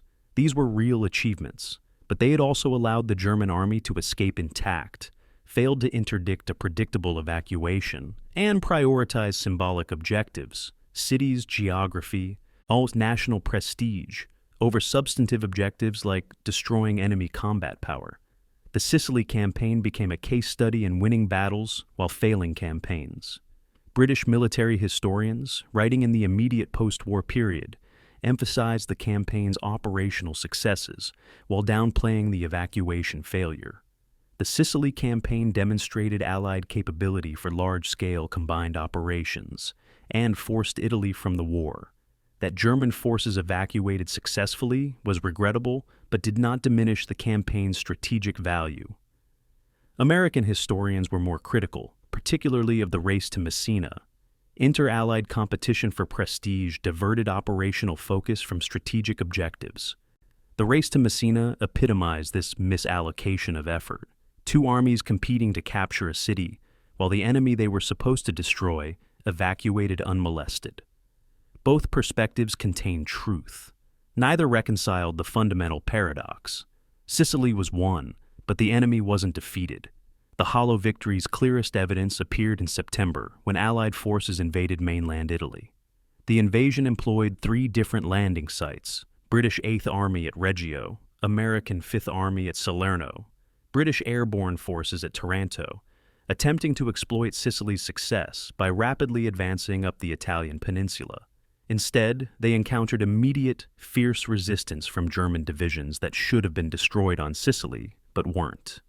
The German defense was so effective that Allied advances ground to a halt within weeks. By October, Allied forces controlled barely 100 miles of southern Italy. By November, they were bogged down in mountain warfare that would continue for 18 months. Sicily's hollow victory became Italy's prolonged agony. Patton's perspective on Sicily's strategic outcome evolved over time. In August 1943, immediately after Messina's capture, he viewed the campaign as an unqualified success. "We beat the Germans and we beat the British. Mission accomplished." By September, watching German resistance at Salerno, he acknowledged problems. "The bastards got away cleaner than we expected." By November, relieved of command pending investigation of the slapping incidents, he had time for reflection. His diary entries from this period show a man grappling with the contradiction between tactical success and strategic failure. "We won every battle and lost the campaign. How is that possible? Because we fought for the wrong objectives. We should have destroyed the German army, not captured cities. But try explaining that to the press." On December 1st, 1943, Supreme Headquarters Allied Expeditionary Force issued its official assessment of the Sicily campaign. The document, 23 pages of bureaucratic prose, praised operational achievements while carefully avoiding the evacuation failure. The Sicily campaign successfully demonstrated Allied capabilities for large-scale amphibious operations, secured a strategic island position in the Mediterranean, and contributed to Italy's withdrawal from the Axis alliance. And lessons learned from Sicily will inform future operations. What the document didn't mention, the German army escaped intact. What it didn't quantify, the cost of racing for symbolic victories. What it didn't acknowledge, the campaign captured an island while missing the army. Messina was a hollow victory. and hollow victories, dressed in triumphant language and celebrated in newsreels, were still hollow. August 20th, 1943. 15th Evacuation Hospital, Palermo, Sicily. Captain David Warren, chief surgeon, completes his shift after 16 continuous hours in the operating theater. His hands shake from exhaustion as he fills out the daily casualty report. 6,742 American wounded processed through this facility since July 10th. 73 died on the operating table, wounds too severe, treatment too late, or complications that 1943 medicine couldn't address. 216 amputations, arms, legs, hands, feet removed to save lives from shrapnel wounds, crushing injuries, infections that antibiotics couldn't control. 47 soldiers blinded, 92 with spinal injuries that meant paralysis. The numbers documented wounds that would define lives for decades after Sicily was forgotten. Captain Warren signs the report and adds a handwritten note. Casualties reflect high-intensity combat operations with limited medical evacuation capability. Recommend review of casualty evacuation procedures for future campaigns. The human cost of the Sicily campaign was documented in field hospitals, aid stations, and graves registration units with a thoroughness that made the statistics unbearable to contemplate. American casualties totaled 7,400, 2,237 killed in action, 6,544 wounded, 598 missing or captured, but aggregate numbers masked individual tragedies. Each casualty was a soldier with a name, a family, a life interrupted or ended. Private First Class Michael Donovan, 23rd Infantry Regiment, killed by artillery fire at Santo Stefano on August 2nd, 22 years old, survived by parents in Boston and a fiancé who'd receive a telegram saying he died serving his country. Sergeant Robert Hayes, 45th Division, lost both legs to a mine near San Fratello on August 9th, 31 years old, married with 2 children, facing a future in a wheelchair. British casualties were even heavier in absolute terms, 14,800 total casualties, 2,721 killed, 10,122 wounded, 2,183 missing or captured. The higher casualty count reflected both the larger size of 8th Army and the heavier German resistance it faced, particularly around Catania, where German paratroopers and panzer divisions held defensive lines for 3 weeks. British field hospitals processed casualties at rates that overwhelmed medical capacity. The 93rd General Hospital in Syracuse received 1,200 wounded in the campaign's first 2 weeks. Surgeons worked in assembly line procedures, triage at the entrance, emergency surgery in one tent, recovery in another, and evacuation to North Africa for serious cases requiring extended treatment. The casualty rate variance between divisions told stories of differential combat intensity. American 45th Infantry Division, engaged in the heaviest fighting along Highway 113, suffered 12% casualties, 1,800 losses from a 15,000-man division. American 1st Infantry Division, involved in the invasion and subsequent coastal battles, suffered 8% casualties, 1,200 losses from 15,000 men. American 3rd Infantry Division, which conducted the Palermo Sprint and the final race to Messina, suffered the highest rate, 15% casualties, 2,250 losses. The correlation was clear. Divisions pushed hardest suffered most. In the operational tempo directly translated to casualty rates. Medical evacuation procedures struggled to keep pace with combat intensity. Wounded soldiers in forward positions had to be moved through multiple evacuation stages: battalion aid station, division clearing station, field hospital, general hospital, and potentially evacuation to North Africa for treatment unavailable in Sicily. Each stage added delay. Each delay increased mortality risk. The most critical period was the first 6 hours. The golden hour concept didn't exist in 1943, but medical officers understood that rapid treatment saved lives, but rapid treatment required rapid evacuation, and Sicily's terrain made evacuation agonizingly slow. Mule-borne evacuation became standard procedure in mountain combat zones where vehicle access was impossible. My wounded soldiers were strapped to mule litters, canvas stretchers suspended between wooden poles, and led down mountain trails by medical corpsmen who'd volunteered for duty that was supposed to be safer than infantry combat. It wasn't. German snipers targeted medical personnel despite Red Cross markings, arguing that American forces mixed medical and combat functions. The argument had basis in fact. Some American units used ambulances to transport ammunition and supplies forward, violating Geneva Convention protocols. Medics learned to work at night, without lights, moving wounded through darkness using memorized trails and tactile navigation. The psychological toll of combat created casualties that were invisible but equally debilitating. At combat fatigue, the World War II term for what's now called PTSD, affected approximately 10% of combat troops during intense operations. Symptoms range from mild anxiety and sleep disruption to complete psychological breakdown.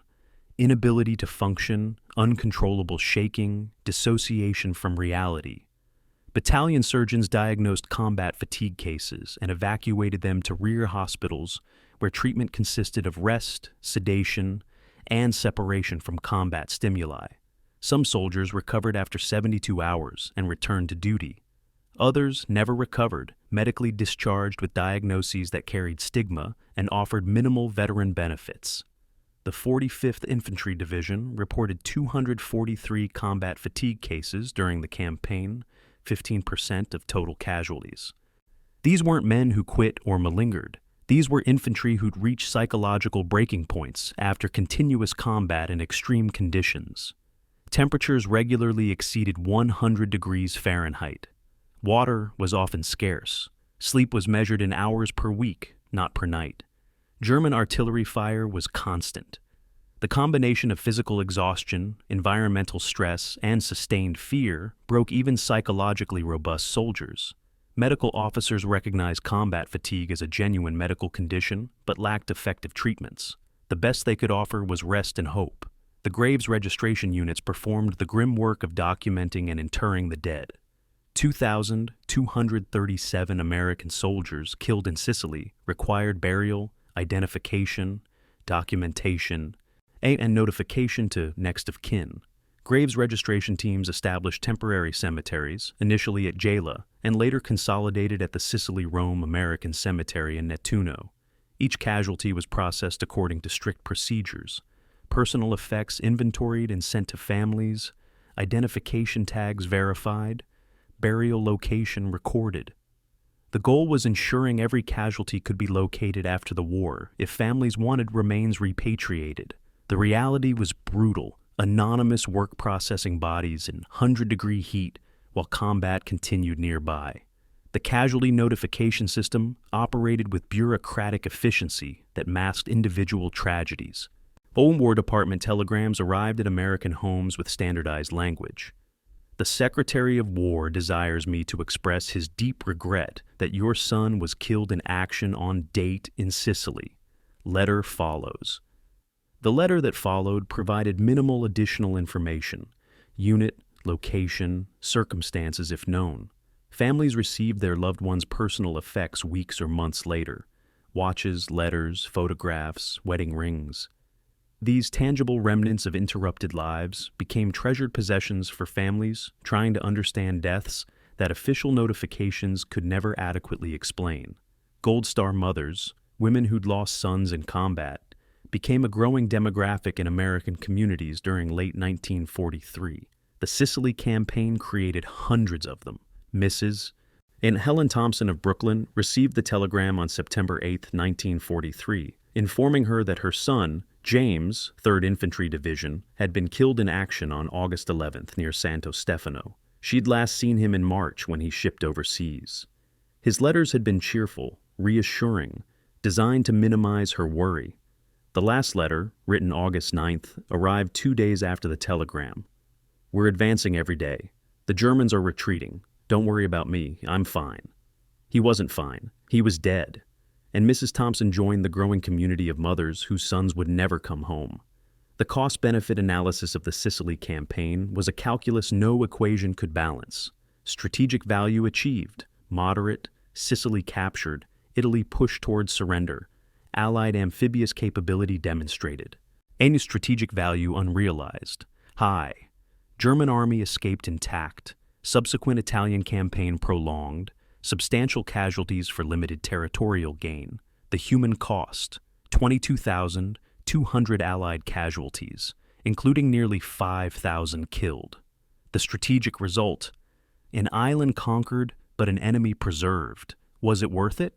The question haunted commanders who'd ordered the operations and families who'd lost loved ones to them. Casualty rates compared to strategic outcomes painted a disturbing picture. The Sicily campaign averaged 580 Allied casualties per day for 38 days. By comparison, the Normandy campaign would average 940 casualties per day in its first month. Higher absolute numbers, but with clearer strategic objectives and actual destruction of German combat power. Sicily's casualty rate was substantial, but its strategic achievement was limited. Soldiers died capturing towns that were abandoned by the enemy. Engineers died rebuilding bridges that led to empty objectives. Infantry died in assaults that gained territory, but didn't destroy enemy forces. These weren't meaningless deaths. Combat deaths are never meaningless to those who die or their families, but they were deaths purchased at high cost for limited strategic return. Medical officers who served in Sicily carried memories that shaped their perspective on warfare's human cost. Captain Warren, the chief surgeon at 15th Evacuation Hospital, wrote in his personal diary on August 21st, "We saved thousands of lives here, but we couldn't save everyone.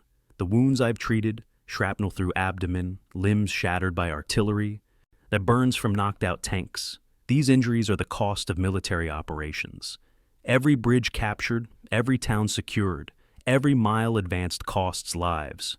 I've signed death certificates for 73 soldiers who died despite our best efforts. I've amputated limbs from 216 more who will live diminished lives. And I still don't understand what we accomplished that justified this butcher's bill." The final accounting of Sicily's human cost couldn't be reduced to statistics, though statistics provided a framework for comprehension. Nearly 5,000 Allied soldiers killed, over 17,000 wounded, many with injuries that would define the rest of their lives. Thousands more psychologically scarred by combat trauma that medicine barely understood and couldn't effectively treat. And in German casualties were lower, 5,000 killed, 13,000 captured, because they fought a defensive withdrawal and escaped before casualties became catastrophic. The Sicily campaign demonstrated that winning didn't correlate with favorable casualty exchange ratios. The Allies won the island, the Germans preserved their army, and thousands of soldiers on both sides paid the price for strategic decisions made by men who'd never hear the artillery or smell the blood. August 17, 1943. Supreme Headquarters Allied Expeditionary Force, Algiers, North Africa. Supreme Commander Dwight D. Eisenhower sits in his office reading medical reports he'd hoped would never reach his desk. Two separate incidents of Lieutenant General George Patton assaulting soldiers in military hospitals. Multiple witnesses. Official documentation from hospital commanders. Detailed accounts of a 3-star general striking enlisted men, calling them cowards, threatening them with pistols. Eisenhower reads the reports twice, hoping the second reading will make them less damning. It doesn't. He calls his chief of staff, General Walter Bedell Smith, and says simply, "We have a problem." The problem was strategic and personal in equal measure. Strategically, Patton was one of America's most effective combat commanders. He'd just captured Messina, beaten Montgomery to the objective, demonstrated American military competence to skeptical British allies. He was slated for command roles in future operations, possibly the invasion of France, certainly major theater commands. That relieving him now would signal that America couldn't produce generals capable of competing with British professionalism. Personally, Eisenhower liked Patton, had known him for decades, understood his strengths, and accepted his flaws. But assault, striking 6 soldiers, threatening them with weapons, wasn't a flaw. It was a crime under military law. And supreme commanders couldn't ignore crimes just because the criminals were useful. Eisenhower drafted a letter to Patton on August 17th, marked personal and confidential. The letter was both reprimand and reprieve. "I am thoroughly weary of your temper and your impulsiveness. Your personal conduct has harmed yourself more than any enemy could harm you. I want you to make immediate amends to every individual affected and to the units involved. You owe it to yourself as well as to the Army. I believe you have a useful contribution to make, but I will not tolerate another incident of this nature. It was a masterpiece of command diplomacy, acknowledging the offense, demanding corrective action, but stopping short of relief or court-martial. Patton would be punished through humiliation, not termination. The private reprimand remained secret through September and October, as Allied forces invaded mainland Italy and Sicily became yesterday's news. Patton followed Eisenhower's directives. He apologized personally to Privates Cool and Bennett, the two soldiers he'd slapped. He apologized to hospital staffs at both facilities where incidents occurred. He gave speeches to every division under his command, admitting his actions were wrong and vowing they wouldn't recur. None of the apologies were genuine. Patton believed he'd made mistakes, but they were also performances. Patton understood public contrition was his path back to operational command. He apologized with the same intensity he'd displayed slapping soldiers. The secret became public on November 21st, when radio correspondent Drew Pearson broadcast the story on his national program. Lieutenant General George S. Patton, Pearson announced to millions of listeners, hero of Sicily, has been guilty of conduct unbecoming an officer. On 2 occasions, General Patton struck enlisted men in military hospitals, calling them cowards and threatening them with weapons. Supreme Headquarters has known about these incidents for months, but has taken no public action. The broadcast ignited a firestorm. 1,500 letters flooded the War Department in the following week, demanding Patton's dismissal. Newspaper editorials debated whether military success excused personal brutality. Congressional representatives called for court-martial proceedings. Eisenhower faced the most difficult command decision of his career to that point. Public pressure demanded Patton's relief. Military law suggested court-martial was appropriate, but operational requirements argued for retention. The invasion of France, Operation Overlord, was scheduled for spring 1944. Planning was already underway. Patton was slated for a major command role, possibly commanding the entire ground assault force. Finding a replacement with equivalent experience and aggressive instincts would be difficult, perhaps impossible. And there was the German factor. German intelligence knew Patton, respected his capabilities, feared his aggressive tactics. Removing him might signal to the Germans that American command quality was degrading. General George Marshall, Army Chief of Staff, sent Eisenhower a terse cable on November 24th. Decision on Patton is yours alone. I will support whatever you decide, but you must decide quickly. The pressure from Congress and press is mounting. Delay suggests indecision. Marshall's message was clear. Own the decision, make it soon, and prepare to defend it publicly. Eisenhower consulted his senior commanders. All agreed Patton was operationally valuable. Most believed relieving him would be militarily counterproductive. But they also acknowledged that keeping him sent a message about command accountability, or lack thereof. If 3-star generals could assault soldiers without facing courts-martial, what standards applied to anyone? Eisenhower held a press conference on November 25th to address the scandal publicly. His statement was carefully calibrated. General Patton's actions were wrong and have been addressed through official reprimand and required apologies. However, General Patton's military value to the Allied cause remains significant. He will continue in his current assignment subject to demonstrated behavioral improvement. The incidents in question occurred during a period of intense operational stress. They have been corrected. The matter is closed. The statement satisfied nobody. Critics argued Eisenhower had protected a friend at the expense of justice. Defenders argued he'd balanced accountability with operational necessity. Both perspectives contain truth. The consequences for Patton were professional purgatory disguised as continued command. He retained his rank and nominal command of 7th Army, but the Army itself was transferred to other commanders for operational purposes.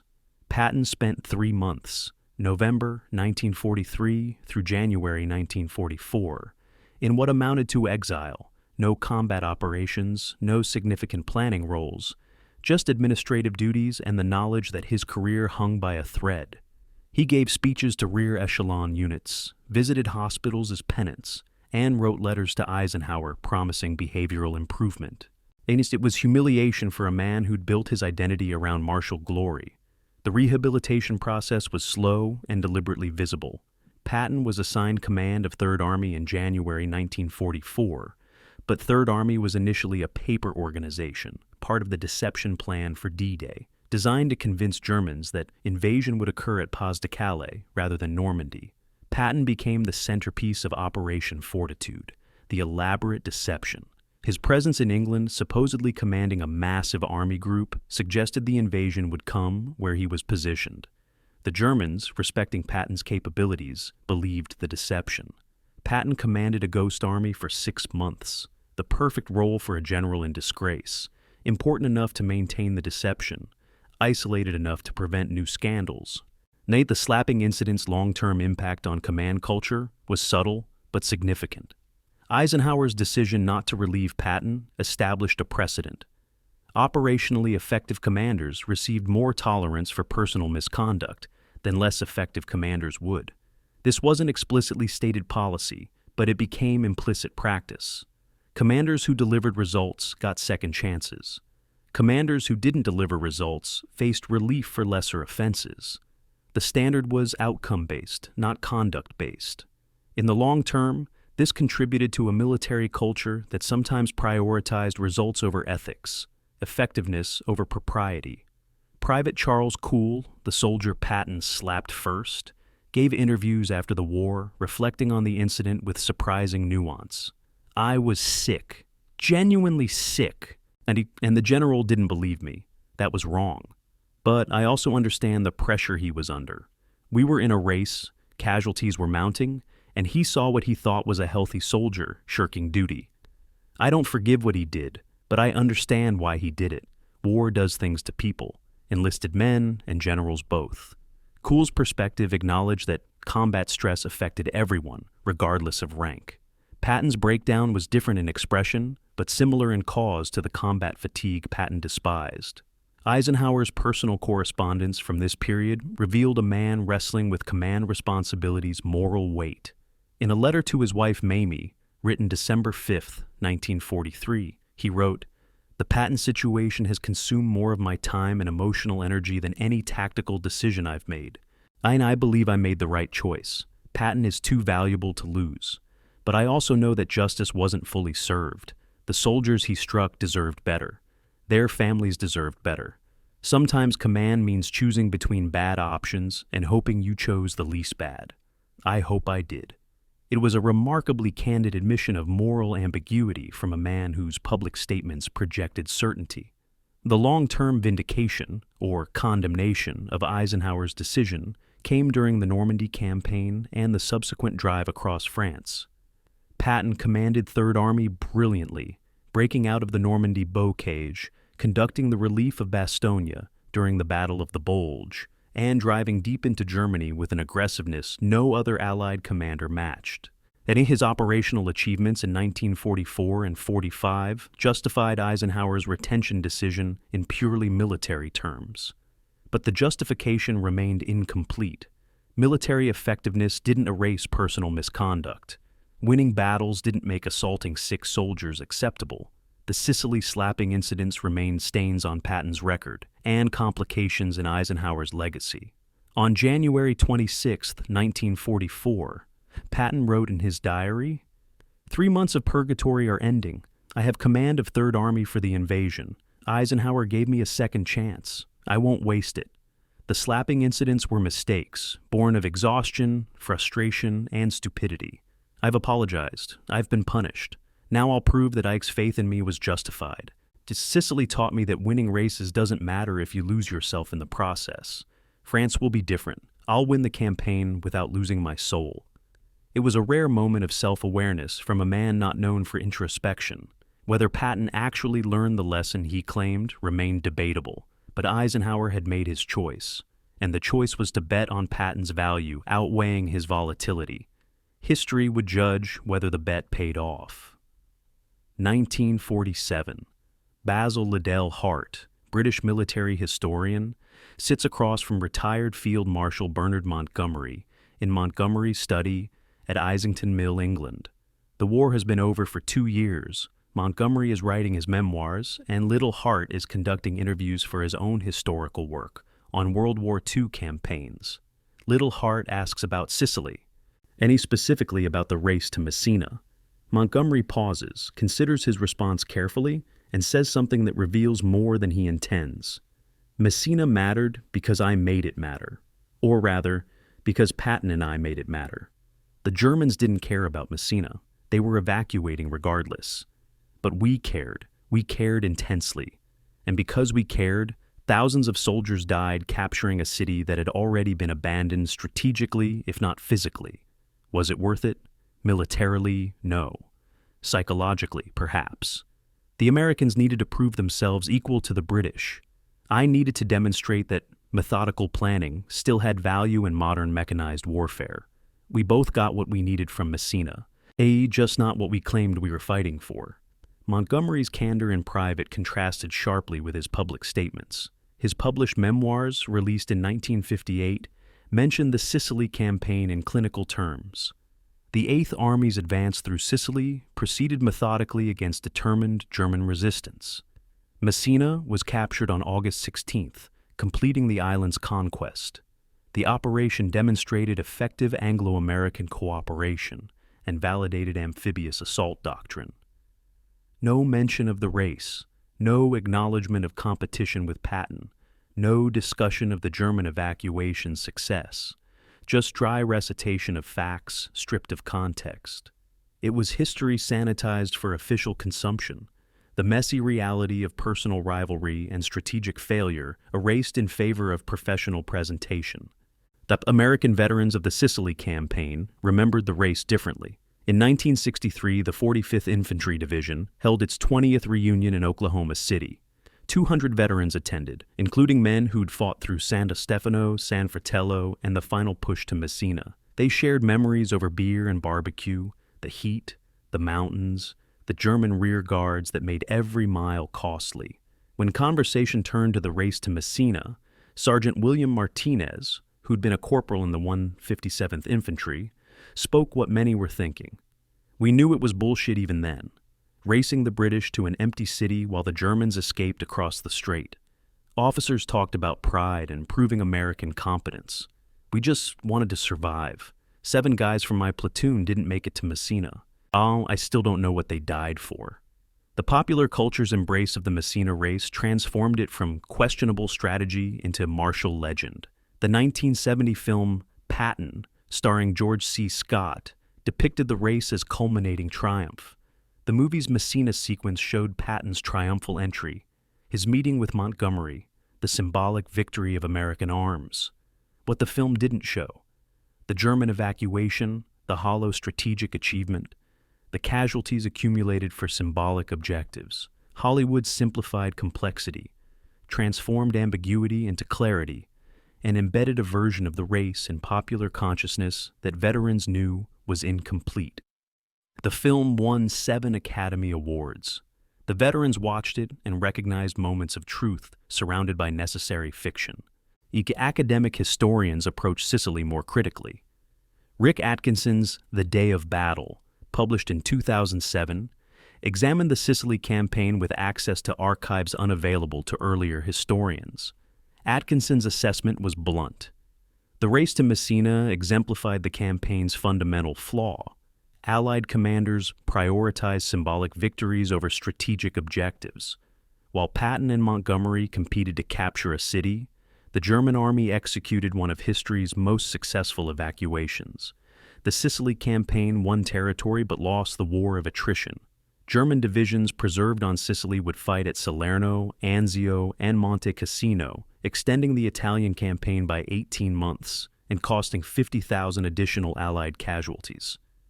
German military assessments of the Sicily campaign were remarkably candid. Post-war interviews with Field Marshal Kesselring and General Lieutenant Hube revealed their perspective. The Sicily campaign was a defensive success disguised as a defeat. Yes, they lost the island, but they preserved their army, delayed Allied operations by 5 weeks, and established the defensive model they had used throughout the Italian campaign. Trade space for time, conduct organized withdrawals, make the Allies pay for every mile. Hube's 1946 interview was particularly revealing. The Americans and British were racing each other while we were racing to evacuate. We won our race. They won theirs. But our victory had strategic value. Theirs was photographic. Modern military analysis of the Sicily campaign focuses on lessons learned and lessons ignored. The U.S. The Army War College includes Sicily in its curriculum on operational art, specifically examining the disconnect between tactical success and strategic failure. The case study asks students, how do you define success in military operations? Is capturing the objective always victory? What happens when you win battles but preserve enemy combat power? The Sicily campaign provides no easy answers, which is why it's pedagogically valuable. Students must wrestle with the same questions Allied commanders faced. When is symbolic victory worth pursuing? How do you balance national prestige with strategic logic? What's the acceptable cost for achieving ambiguous objectives? The physical evidence of the race persists in Sicily's landscape. Highway 113 still winds through the mountains along Sicily's northern coast. Some of the bridges American engineers built in 1943 remain in use, reinforced, upgraded, but fundamentally the same structures assembled under fire 8 decades ago. In 2003, historian Rick Atkinson walked portions of Highway 113, searching for physical remnants of the campaign. He found rusted bridge pilings and riverbeds, concrete foundation blocks from Bailey bridges, and occasionally, in remote areas where development never reached, shell craters and demolished pillboxes. The land remembered what official histories sometimes forgot. Messina itself bears minimal physical evidence of the race. The city was rebuilt after the war, its demolished port reconstructed, its damaged buildings replaced with modern structures. A memorial plaque in Messina's city center commemorates Allied liberation, mentioning both American and British forces with careful diplomatic equivalents. The plaque's text, "In memory of Allied forces who liberated Messina, August 16th to 17th, 1943. Their sacrifice brought freedom to Sicily." No mention of a race, no acknowledgement of competition, just bland commemoration that erases complexity in favor of unity. It's historically inaccurate, but diplomatically necessary. Modern Italian-American-British relations don't benefit from highlighting how Allied allies competed while their common enemy escaped. The human legacy of the race lives in families who lost soldiers in Sicily and communities that sent sons to war. Mrs. Helen Thompson, whose son James died near Santo Stefano on August 11, 1943, lived until 1994. She kept his letters, his photographs, his medals in a wooden box in her bedroom. She attended Gold Star Mother events, corresponded with other mothers who had lost sons in Sicily, and never fully understood why James died capturing a town that the enemy abandoned days later. In her final years, suffering from dementia, she sometimes forgot James was dead and asked visiting relatives when he'd be coming home. The race to Messina ended in August 43. For families like the Thompsons, it never ended. The strategic assessment that matters most, did the Sicily campaign achieve its objectives, depends entirely on which objectives you're measuring. Stated objectives from the Trident Conference: capture Sicily, knock Italy out of the war, prove amphibious assault capability, divert German forces from Russia. Results: Sicily captured, and Italy surrendered, though remained occupied by Germans. Amphibious doctrine validated, 16 German divisions diverted to Mediterranean. By those metrics, Sicily succeeded. Unstated objectives implied by the race: destroy German combat power on Sicily, prevent enemy evacuation, demonstrate national military superiority. Results: German army escaped intact, evacuation succeeded, national rivalry intensified. By those metrics, Sicily failed. The Messina race's ultimate significance lies not in who won, but in what the competition revealed about Allied command dynamics. Two powerful generals from Allied nations competed intensely for prestige, while their common enemy executed strategic withdrawal. Neither commander made interdicting the German evacuation a priority. They neither proposed naval bombardment of ferry routes or massed air attacks on evacuation choke points. Both focused on capturing geography, specifically being first to capture Messina rather than destroying enemy forces. It was a command failure obscured by tactical success, and it established patterns that would recur throughout the war. Inter-allied competition, symbolic objectives prioritized over strategic logic, victory defined by map changes rather than enemy destruction. On August 17, 2023, 80 years after Messina's capture, a small ceremony was held at the Sicily Rome American Cemetery in Nettuno, Italy. Fewer than 30 people attended, mostly historians, a handful of descendants of Sicily. And theater, no matter how dramatic or well staged, doesn't win wars. It just makes for memorable photographs and complicated legacies. The race to Messina ended 80 years ago. The arguments about whether it mattered continue. Patton won, Montgomery lost, the Germans escaped, Sicily was conquered, Italy bled for another 18 months, and thousands of soldiers paid the ultimate price for a victory that was hollow from the start. The ghosts of Messina aren't German defenders or Allied attackers. They're the question that haunts every military operation where prestige overcomes strategy. Was it worth it? History provides facts. Only conscience provides answers.